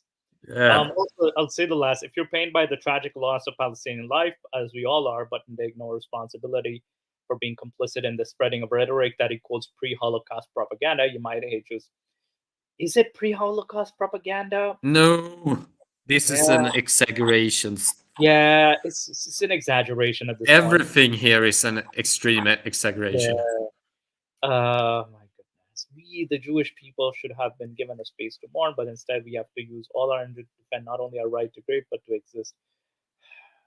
I feel like it's victim playing at this point because you're mixing up you're mixing up past tragedies with a state that is being openly declaring war and over it, like especially if it were a rescue operation for civilians, this would have not been the response. That is, you should have, like, especially from a military tactic perspective, this would have been what do you call it? This would have been I would have better defended Israel, but no. So, and also like another statement, like something like this: why do you call for a ceasefire for why do you call for a ceasefire instead of for Hamas to surrender while hostages aren't returned? Why rockets from Hamas fall while hate crimes against Jews are up all over the world? Apparently, hate crimes against Muslims are also up over the world, by the way, against Palestinians. They even flippantly use words like apartheid, colonizers, Zionist, genocide, and spread lies and hate. It's partially true. There are lies and hate, but you're aligning with terrorists planned to kill. No one's aligning with terrorists. Where no one's aligning. A lot of people are, but a lot of people aren't.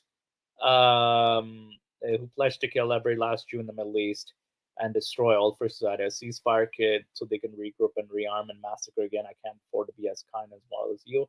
I guess I'll just call for Hamas and bring hostages home. Oh my goodness.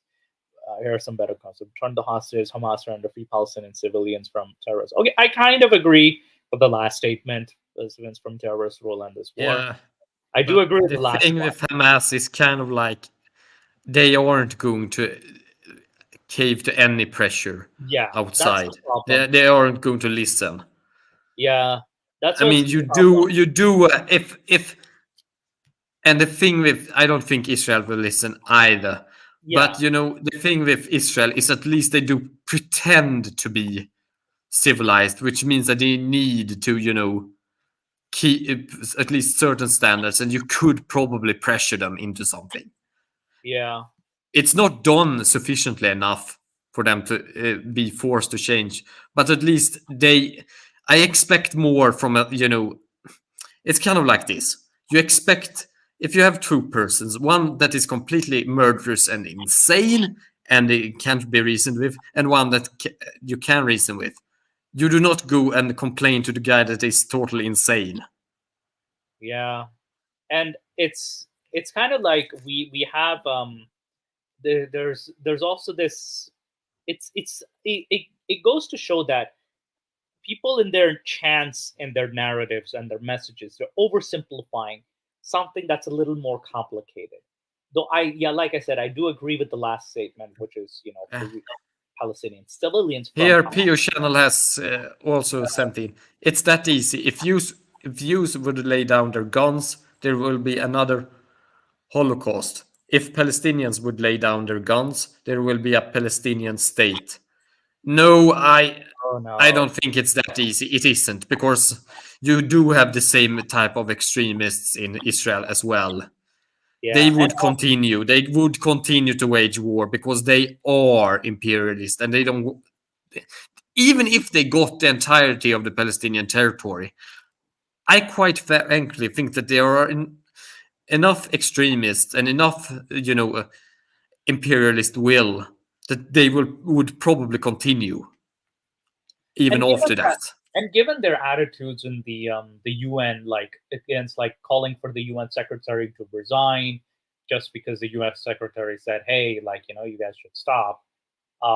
So there has been like a lot of like, this extremely childish attitudes by its authorities, because Israeli authorities what their actions are saying is they care less about the hostages and more about gaining the land and just want a bloodbath pretty much. So, if there are extremists, right-wing sections in Israel, I still blame Islam.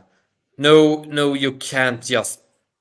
All right, you can do that, but I would advise against doing Oh that. no, I'm actually Of course, agreeing. that takes I'm away. Yeah, I know. I'm agreeing with you in the sense that I wouldn't blame just one religion.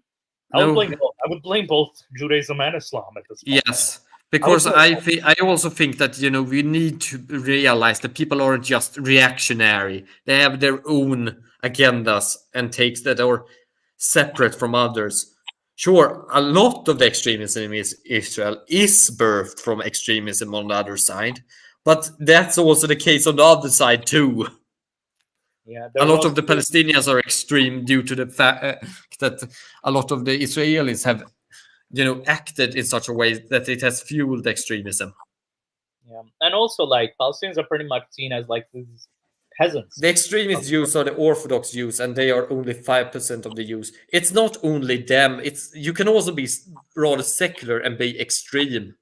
I mean, certain of the secular Jews have said things that are, outright genocidal. Some of the extreme secular Jews. You can be an extreme nationalist Jew too, that is secular. Yeah.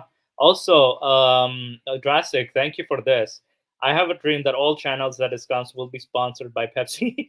They will be judged by the logos and their thumbnails and not the contents of their videos. Damn it, Drastic.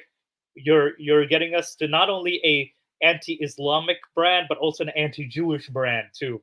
What the hell, Drastic? And also pro-Russia like brand, historically speaking. Oh man. If Jane's laid down the oh my goodness, Jane's laid down. We could ask why pacifists were holding guns. Oh, damn it.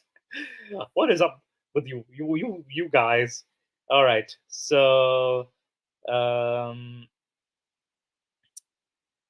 yeah, I'm definitely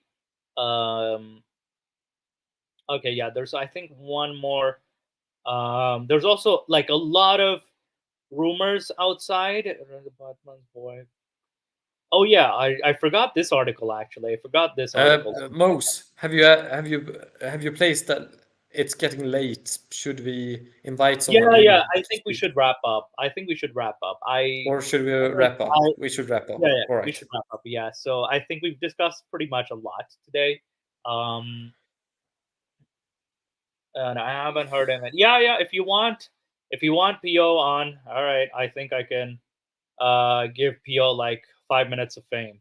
Again, we have to. All right, we can give you a couple of minutes. All right. 1 second. Let me just get the link. The only recipe of Provilla. Damn it, PO. All right. Damn it, PO. We only know the. Okay, PO. This is the link I've shown. And by the way, Drastic is right. The Jews only know the recipe of Koga. Damn it. We want the token Jewish representation. All right. PO theist. Devices is not connected. Okay, you're on, PO. I'm just trying to add you. There we go. PO, you nearly showed your face. Now you're a target. I'm sorry, man. Yeah, no problem. I'm sorry, my man.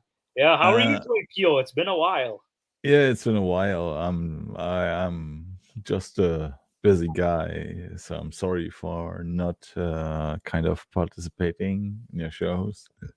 But I was a content creator too, because since like 2 or 3 years I'm not doing anything. So there you go. There you see. I don't have much time for it. Yeah, and this is the reason. But anyway, you were talking like about Israel, and you were talking there are a lot of extremists on both sides, kind of. You are trying to say that, right? So there is a big difference if one side is going into another state, just targeting civilians and killing civilians, or on the other side, the people trying to kind of make war against the people who are responsible for it, right? and trying to warn the civilian people to go away. The main problem in I just said it, but you know which which side I mean by that. But the poor people are really the I wouldn't say Palestinians, because this term was coined like in 1960s, right? Before that, there were no Palestinians at all. But British nevertheless, did promise, the Palestinian Arabs a state too. yes, during it the was, mandate period. no, the Palestinians. And then the Nakba happened. It's not the thing what I'm trying to say, because the Palestinian state would have existed as long as Israel, but there was a war because the Arabs didn't accept it. But that's not the thing I wanted to say. The real, like in Gaza, the people, like the normal people, they are really puppets, because Hamas is controlling them. It's Hamas it's the fault of Hamas, because they took all the money, because Gaza got millions of dollars to support their country, to like build it up, right? But the usual person on the street did not get anything from it, because the Hamas took it for their cause, and they are terrorizing them as much as they do with everybody else. They are controlling. Well, keep in mind, Pio, I actually did cover this in my previous videos about how Okay. Hamas. I did cover this because Hamas was oppressing its own civilians. There were protests against Hamas. I did cover this, so Yes. it is something that Hamas. A lot of Hamas leaders are residing in Gaza, or they have built, like Abdullah Samir said, they built underground, tunnels and tunnels. stuff, and So they if anything, destroyed if anything, even. you're just leaving the civilians on, like, as sitting ducks pretty much, while you're comfortable hiding in your place. So we are aware of this, this situation within the Gaza Strip itself. And I know that we also discussed something about how it's, if the issue was also, like, we did condemn, we did find, there was the Hamas attack did happen. Just because we are critical of Israel does not mean that we are pro Hamas. We are critical of them too. No, I didn't say that. And I'm sorry. It seems like I'm criticizing you, but I will still make a difference between blaming Israel for the death of those civilians, because it's not. So it's my opinion. It's not fault of Israel. It's still, you have to blame Hamas for that, because they really aren't allowing the people even to go away from these places, right? They will keep them there to say later, this and this amount of people and civilians died because of Israel. Yeah, but do you know any other army, right, which will say, listen, civilians, you attack this place, please leave, right? But keep in mind, keep in mind, the notice was only given 24 hours. You're actually expecting a lot of people at the same time to evacuate, and then you're going to bomb the crap out of this place. 24 hours. You need 1 hour. Not enough to move entire families, disabled persons, old people, children. This is not enough. And not only that, like, we in the previous video, I also showed an article which literally gave the game away. They were aching just to, like, go inside. And if this were a rescue operation, if this was a proper rescue operation, they would have been bombing the crap. It's not a rescue. It is not a rescue operation. It's not a rescue. It's legit an invasion at this point. So you can't deny that. No, you're pretty much like. It's an approach to destroy the Hamas, so that there will be no Hamas, right? And you You say, can't and destroy you, an ID and- if you do not commit genocide there. And that's the Yeah. problem. They will need to commit genocide if they want to eradicate Hamas. And if they do, of then course, they are and not better than I'm Hamas. agreeing with that. I'm agreeing with that because those are terrorists, and they deserve that. And What? I said that I said because Hamas. yes, Hamas deserves to be destroyed, but there is a difference between saying that Hamas deserves to be destroyed and saying that, like I said, the only way to completely wipe out Hamas because of all the bad blood and Hamas being an idea as well as an organization and an association as well that is very loose. It means that the only way to do that would more or less be to ethnically cleanse Gaza from every Yeah, Arab but there, why? and Why? that is not a proportional response. No, but so the thing is, like, And not something that should be done. If you live in Israel, right? There are like per day there are like thousands of rockets launched against Israel, and it's happening like for years. Nobody takes notice about that. Nobody cares. Oh, they have the Iron Dome and stuff, right? But the fact is, those guys are firing rockets every day, hundreds of rockets against Israel and against civilians, right? But we are so used to that, we don't care about that. So, and now we had this incident, which was like 35 days ago or what, or 36. And then now Israel said, yeah, this is enough. Whichever other country would like say, oh, it's okay to bomb us for years, right? Of course, those rockets are, because Israel have like 3 different You think defense that systems. Israel has just been sitting passively all those years? They haven't actually made Yes. Gaza into an open air prison before. They haven't taken more territory in the West Bank. They haven't, now made you're settlements contradicting. there. You're contradicting different stuff. Right? no, but still, They are all Palestinians. They Yeah, see what is happening in the West Bank, Yeah. and they see how Israel is doing there. So West Bank is a wild west. It's a territory which there is no peace. There is like a conflict between 2 other states, right?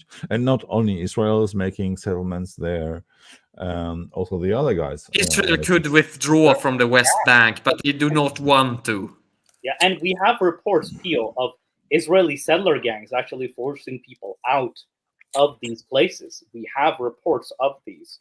Yes, So, and I will not like lie about that there is not it's not the case, right? But if you see on the other side, at some points there were also settlements in Gaza from the Jewish people, right? And then Israel said, okay, we want to have peace with you, and because of the peace, we will destroy our settlement. So it took all the settlement people which were living there. There is no one Jew living in Gaza, right? The government of Israel destroyed on its own the settlements there and took all the people out of this, right? And they expected, maybe now we have a peace, because you can be autonomic territory. You can be governed by your own people, right? Now Gaza let's is have also peace. very different from the West Bank in that it doesn't have the kind of nice territory where you would settle in the same way. It doesn't have the same historicity. It doesn't have the same. Yeah, but not only that, West Bank is pretty much blocked from both like Egypt. The West Bank is also a larger area, far larger than the Gaza, and less occupied. Gaza is blocked, and Gaza is technically an open air prison. This is a report. It's pretty much a prison. No, the reason why it's like a fucking shithole there, and I agree that the people who are living there are not happy. It's not because of Israel. It's because of the Hamas. Because this area, they get billions, no, maybe billions too much, but millions of dollars of support. And again, right? The people on the street didn't get it. Hamas took it. There are billionaires, Hamas leaders, who are living in a lot of money, and I'm not denying the corruption, but that still does not negate the fact that Israel constantly also does other stuff. And Israel's aggression it's is just defending. It's just defending. No, in my opinion, it's just defending him, because this is what I said exactly before. When I'm not defending Israel, Hamas. if Israel would lay the weapons down, like, and said, "Okay, we want to have peace. Let's say Israel will give up Israel state, right? Just funny stuff, right? They would say, "Okay, we agree to live under the government of Muslims, right?" Oh no, They'll nobody's be all suggesting that. killed. No, And this nobody's is suggesting that we live under a government of. Nobody's saying that Israel shouldn't exist. Nobody's saying that. I'm not saying that Israel shouldn't no, exist. Hamas said it. I'm just Yes, no. Hamas is saying, and we aren't pro-Hamas. Yeah. We're just saying that there is no side with clean hands No, here. I just make a hypothetical.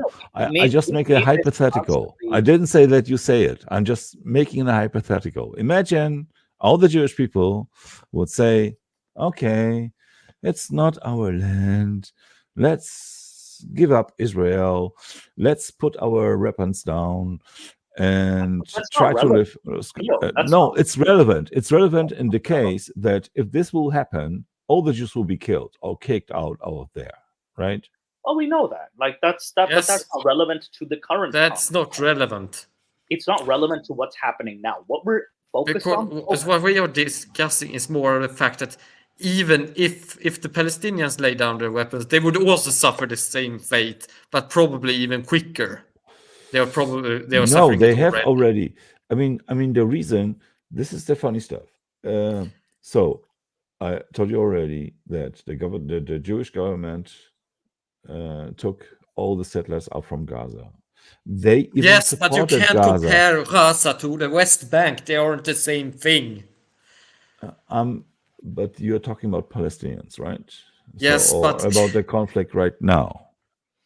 Yes, but I'm looking at a longer perspective. Israel has, and the extremists in Israel has one point after point. They've stretched the borders more and more. I bet the trajectory of Israel has been expansionism. No, I don't think so. I mean, the guys. I agree with you. I agree with you when you say so. Look at the borders at 1948 compared to now. You can see that they have expanded. Yeah, it is. Okay, you can. Okay. But tell me another. It's like you are complaining about something because they won the war, right? On the other side, if you see any other country who won a war and they moved their border, nobody is complaining on that. It's nobody is complaining how Germany lost their territory after the World War II, or how Poland lost it. That's people can actually argue that it was wrong. Yeah, we can, and also this is whataboutism. You're just shifting the. Yes, that's whataboutism, because that one wrong there does not justify a wrong here. Right, you're right. You can compare it to about, but this is what you are doing. You are still saying that those guys have kind of right.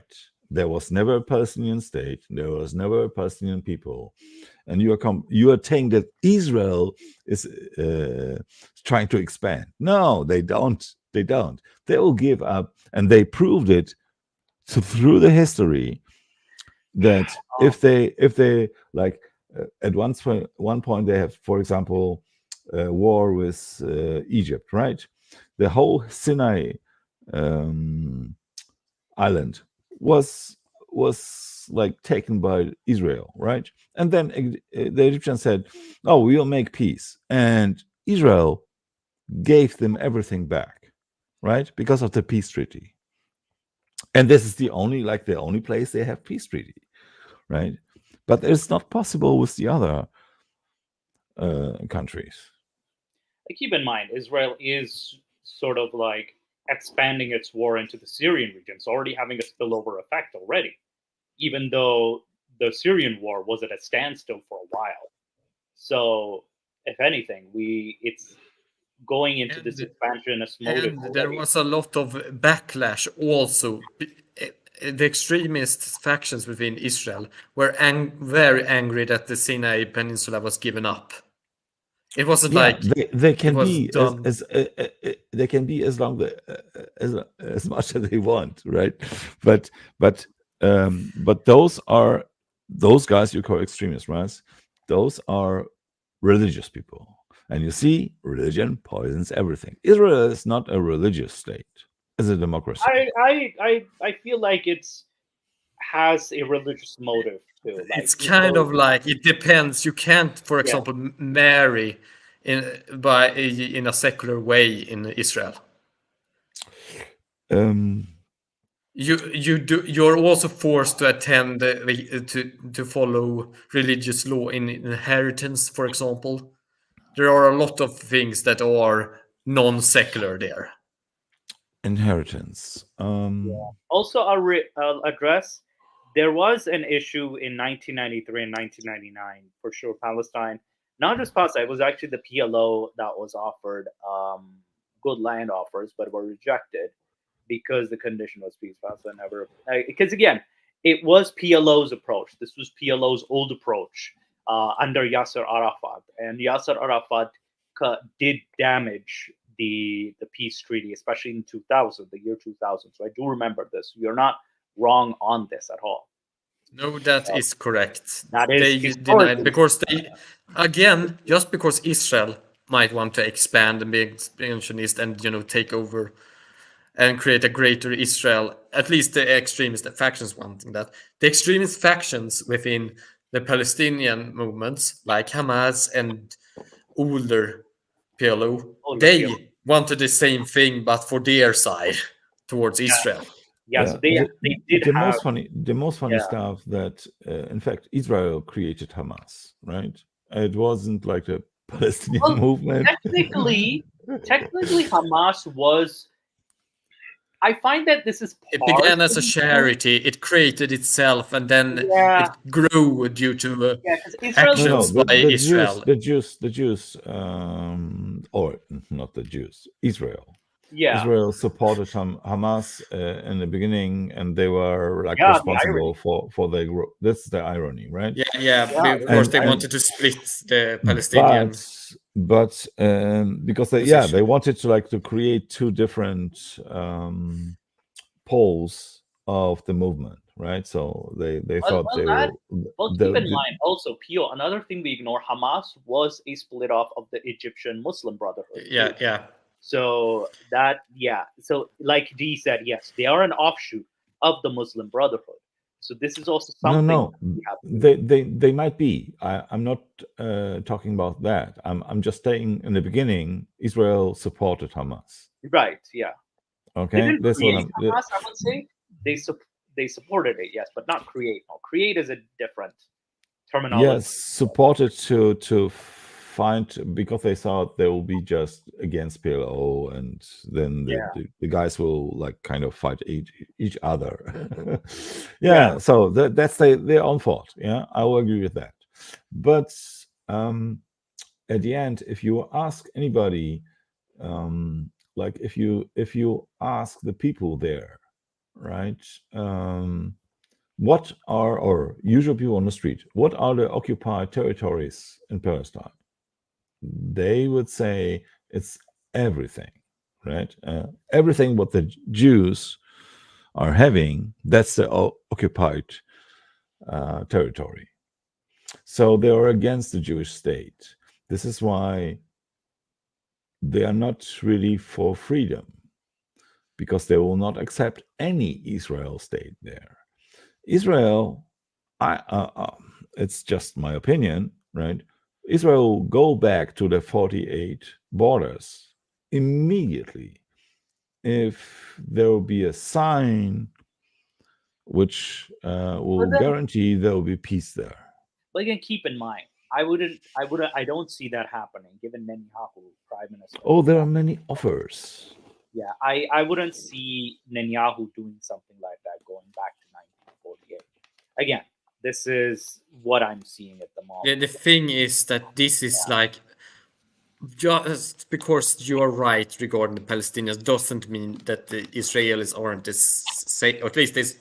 Well, we also need to remember that all Palestinians are not like that, and not all Israelis are like extremists either. There are reasonable people on both sides, but the problem is that the politics will always be dominated by the radicals due to how the political situation is there. No, the fact, if you're talking about the radical, if you think about, there was kind of like PLO and Yitzhak Rabin, Yasser Arafat made like a move towards each other. And those times, there was like a sign, there will be peace. And who killed Yitzhak Rabin? A stupid religious guy, Yes. Israeli, right? Yes.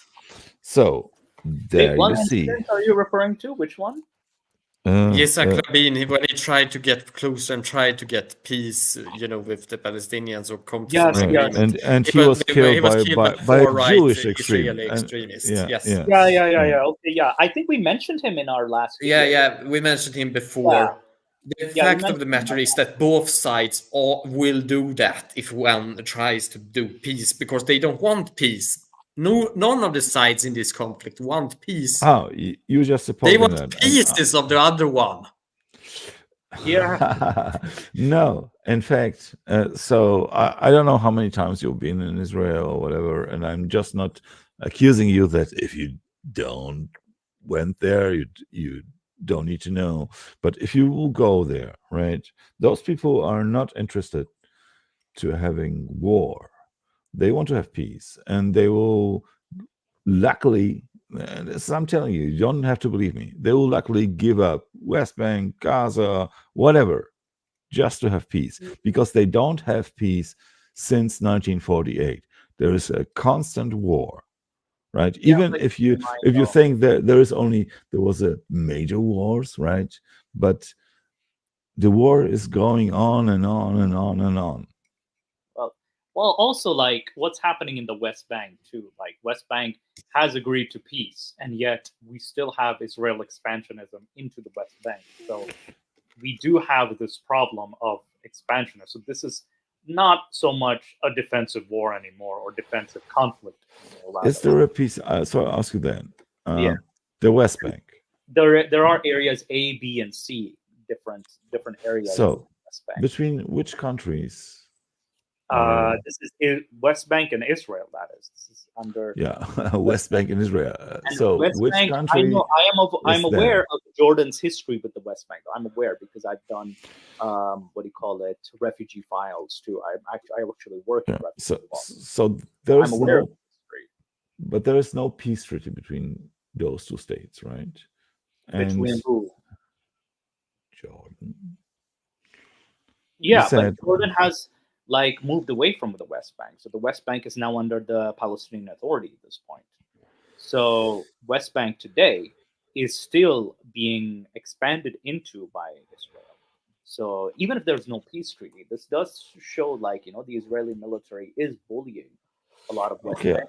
Of course, there are territories which are controlled by the Israeli military. I will agree with that. But then you have to ask those people who are living there, and there are many documentaries about that. And if you ask the Muslims who are living there, there are, I wouldn't, happy is too much, right? But they say, at least what I saw, maybe I saw the wrong stuff, I will admit, yeah.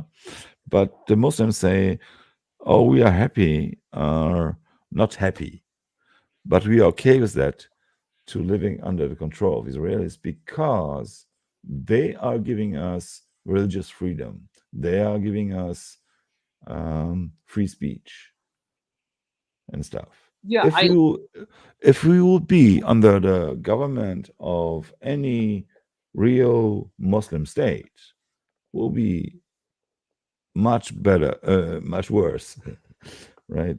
so This keep is in also mind. one thing we need to point out because I spoke about this. No, I didn't speak about this on the Gin and Tonic show. I spoke about this on the Drastic Measures live stream, where I talked about the fact that when we talk about Arabs in Israel, we aren't actually talking about one thing. We are talking about several different groups that are treated very differently. We have Arabs with Israeli citizenships that are Jewish and that are like just Arabic speaking Jews. They are treated often, I wouldn't say perfectly well, because you still have certain sectarian and certain ethnic preferences in Israel for certain types of Jews, but they are treated best. Then you have Jews. Then you have non-Jewish Arabs, like Arab Christians, Druze Arabs with citizenship. They are treated or kind of like a second-class citizen, but with more rights than, say, if you didn't have if you you have know, if you are as a within Israel, like on let's say, paper they have the same rights, but in practicality they often they have have not. own parties, they have own Yes, um, but that doesn't mean that you are in courts. practice, treated fairly always. Which other country allows? I mean, not Muslim countries, like in the West. Is there another country which allows Muslims to have their own parties and their own courts? Most Western countries do that. Oh, I'm reading Germany. Not their own parties, Never heard not of. always their own courts, but their own parties. But also there is also, even if there was the case that elsewhere it wasn't, it's still, we are discussing other cases out there. That would be whataboutism. What we are discussing here is that Israel doesn't treat all Arabs the same. That was more of my main point. Because my point is, you have these people that are citizens that are treated much better. You have occupied non-citizens within Israel territory that Israel has claimed is its own and took over, but haven't still given citizenship to these people. So they live like people without any citizenship within Israel. They are not treated well, and they simply got taken over when the borders expanded. And then you have people in the occupied territories that are treated much worse, and where you can risk getting killed by a settler that decides, your house is on a nice plot of land that I want to build my house on, or I want to take that house. I've seen also on YouTube. That's a great resource, right? I've seen those videos where some settlers are acting really bad towards some Muslims, right? Or they're just I mean, there are threatening them or whatever, right? I've seen that. Yeah, I've seen videos of them shooting. Well, keep in mind, there are reports by even the Canadian Immigration and Refugee Board as well, Peel, that there are active settler gangs operating in the West Bank. Yeah, but this trust is me. happening. This is Okay, happening. okay. You can't deny that. No, I'm not denying that. I just admitted it, right? Yeah. But those guys, so the guys who are making the settling in the West Bank, those are the Orthodox stupid guys. There's no secular Jews there. Those are the Orthodox guys, right? Who are believing in the Bible or in the Old Testament. That's why I said before, yeah, religion poisons everything, right? Those are the guys. That's why religion is bad. That's why 95% of the Jews are not believers. They are secular. And they are maybe supporting them because, okay, they are their people.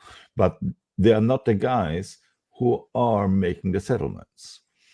So if the government, if there will be like a chance to have a peace, right?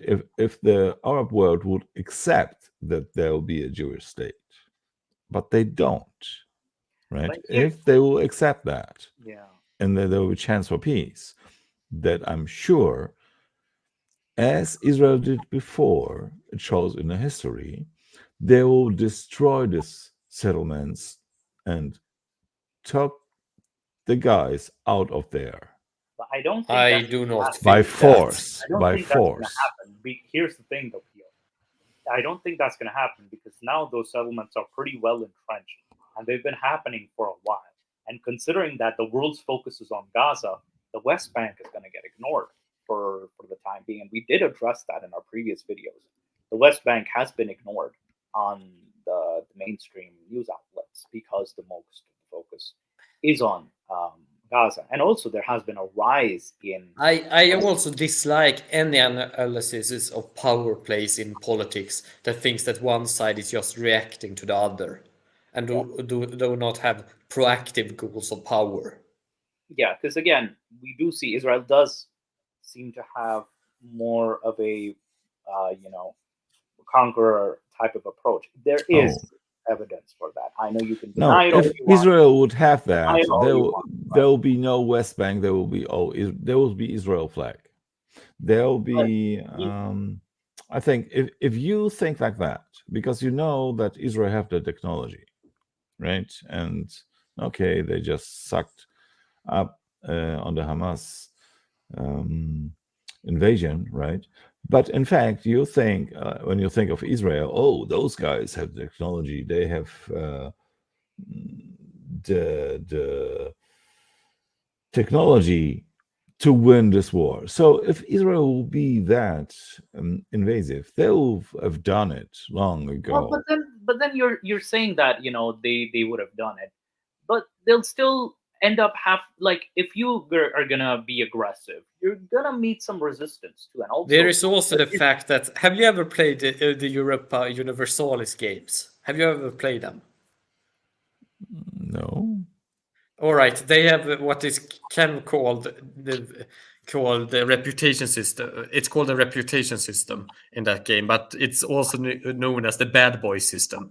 It is a system that the more aggressive you are within a short span of period, the more likely people around you are to react negatively to you and begin to see you as a threat.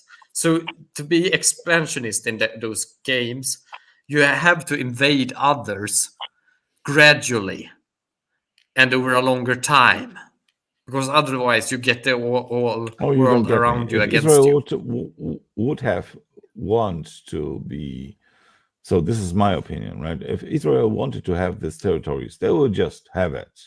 They would just and already. the thing is, it looks like they're trying to do that, Pio. It's Just that they can't go too far or too fast, or they will overextend and they will get into problems due to diplomatic and international relations reasons. No, the fact is that if you go with the diplomatic stuff, Israel or all this Helsinki and blah blah blah, Oslo, whatever, right? Every time there was a peace offered and the borders were reduced, or even the territory of Israel was reduced, none of the Muslim side accepted it. No, we already established that, Pio. We've already established that. So how can you say? How can you say inside? Oh, Israel is the what is happening now? Are you denying what's happening now? Because it is being expansionist now, and also the fact that there have been. I'm denying it 100%. There have been West Bank expanding into the West Bank for longer periods of time. That has been happening. So again, you're kind of oversimplifying. So you just see. Okay, I agree that you see that a lot of, it's not even a lot of, but for sure there are these extremist and those are the religious guys who are Jews who are going to the West Bank and making settlements. I don't deny it at all. And dude, right? they are being, like I said before, and we covered in the report, they're being assisted by the Israeli military itself. That makes them a bit more influential, a bit more powerful. So this becomes more of a state problem at this point. It doesn't It's become it's like the- it's now the state is assisting this, so the state is enabling this. Yes. So there are are in the West Bank only Jews who are making settlements, or are only Jews that are existing? No, there are from the other side exactly the same amount of people Like even who are doing the have- same, but nobody talks about that. And No, in this area, there is no peace treaty. It's like wild, wild west. This land, it's not belonging to anyone. But here's the thing: there are like I said before, there are areas A, B, and C that are designated to the Palestinian Authority, and then there are other areas designated to the Israeli military, and then there are lands that there are people getting kicked out of their homes because that even though they've been living there for a while, they're getting kicked out by Israeli settler gangs who are supported I've been by the trying to military. looked up Yigal Amir, the guy that actually killed Rabin, Isaac Rabin. He does not seem to. He seems to me to have just been a violent, nationalist rather than an Orthodox Jew. So saying that it's just the Orthodox views that are the problem isn't really true. It's kind of like you have secular extremist nationalists too. And also drastic measures. The sad truth is oh yes, this is true. The sad truth is our descendants will probably be arguing all the same things about this tiny damn piece of land in another 75 years. I really don't. Truer words have not been spoken. Yes. And I want this to be wrong, Ginny. I really want this to be wrong, Ginny and Theo, but it looks like it's gonna happen. I really want this to be wrong, but and humans are interesting. Yes, humans are interesting. So two things. Okay, it's on my name. It says Piotheus. It's because last time I engaged in a StreamYard discussion, so I'm an atheist, right? But in the last discussion, I made a case to be a theist. That's why it's so for all the people out there, I'm an atheist, right? I'm a secular Jew. Okay, just saying. And the other thing is, hell no, drastic. Hell no, we're not doing that. So I'm just speaking for me.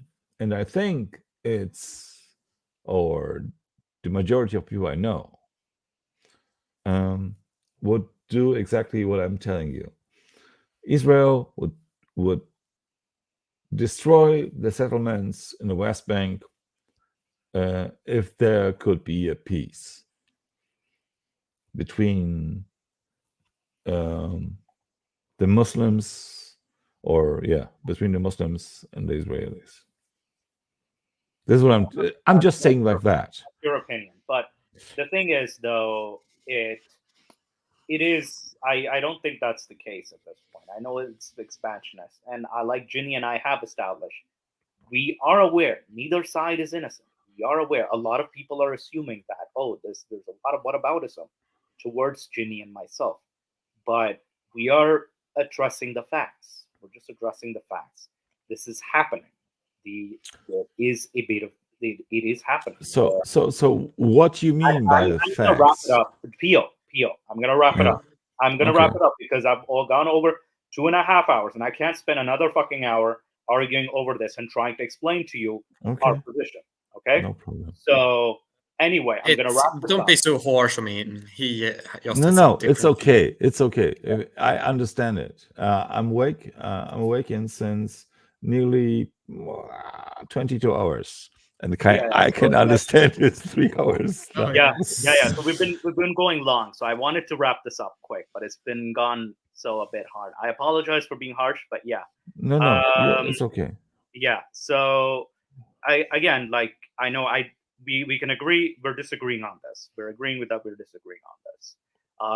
Maybe okay. Finish, and then I'll make my suggestion. Yeah. You can.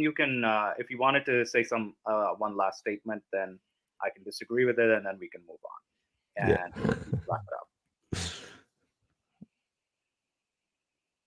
Oh, okay. So Yeah, I say now. waiting I for you. thought. Yeah. So now, I can like join your show, like another time or whatever, and I will prepare for that, and we'll make exactly this discussion what you have now. And because you said you did it all right, but I need some time to prepare, and yeah, and we can discuss like other time if you like to. Okay. If you want, if you have something prepared, if you are saying, but again, I do advise there no whataboutism. Let's not do any whataboutism. Let's not do any denial of the current circumstances, because my focus is the current circumstances. And Reanimator, I have covered this before on this channel. I have covered this. I know there's a lot of pro-Israel sides, but I have covered this before. It's just I have already covered this, but right now we're focusing on the main issue at this point, which is the current scenario in both Gaza and the West Bank. We're currently the current issue, and also the point of discussion today was that we addressed the myth of what companies are funding the Israeli military. We just covered that this is false. We covered that this was false. This was propaganda. And we have covered that there is propaganda, a lot of propaganda and a lot of misinformation when this conflict breaks out, throughout this conflict. And people do get emotional in this conflict, because each side, whether you're sympathetic to the Jewish side or the Palestinian or Israeli or Palestinian, Gazan or West Bank side. But again, yeah, I have been just showing you what's just happening. So this is what I have for now. I'm gonna actually we're gonna sign off. Ginny, Culture Ginny, do you have any closing statements? More than could be added to this mess of a conflict. No. There's not much you can add to this conflict. It's fucked up. Yeah. So yeah, thank you guys. Thank you, Pio, for joining us today. Thank you. We'll see you guys. Possibly, maybe not next week. Maybe next week. Maybe not. I'll update you. My apologies, Ginny, for being late today. I wanted to do this today. But yeah, I apologize, Ginny. It's a bit late on your end. Pio, you need some sleep too. And yeah, it's 2 o'clock in the night. I should be. Yes. I know I live in a North American time zone. I am so sorry for doing this late, because again, I overslept on my end.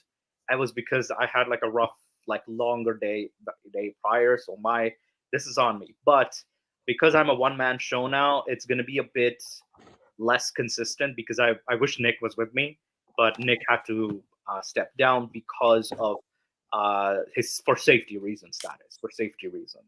So yeah, we're gonna wrap up the show. Thank you again, Culture Ginny. Thank you, Pio. Thank you. Cheers, Reanimator. Cheers, Drastic. Cheers, D. Cheers, everybody who joined us today. And we won't do Discord because it's a bit late. We'll do it next time, and I'll keep you updated if anything happens. Okay. Thank you so much, and have a nice day and a nice evening, everybody. And Pio, go to fucking sleep. Go to sleep. You've been up for 22 hours. I love you, Pio. See. Yeah. See ya. See ya. Bye-bye. Bye-bye. Stream.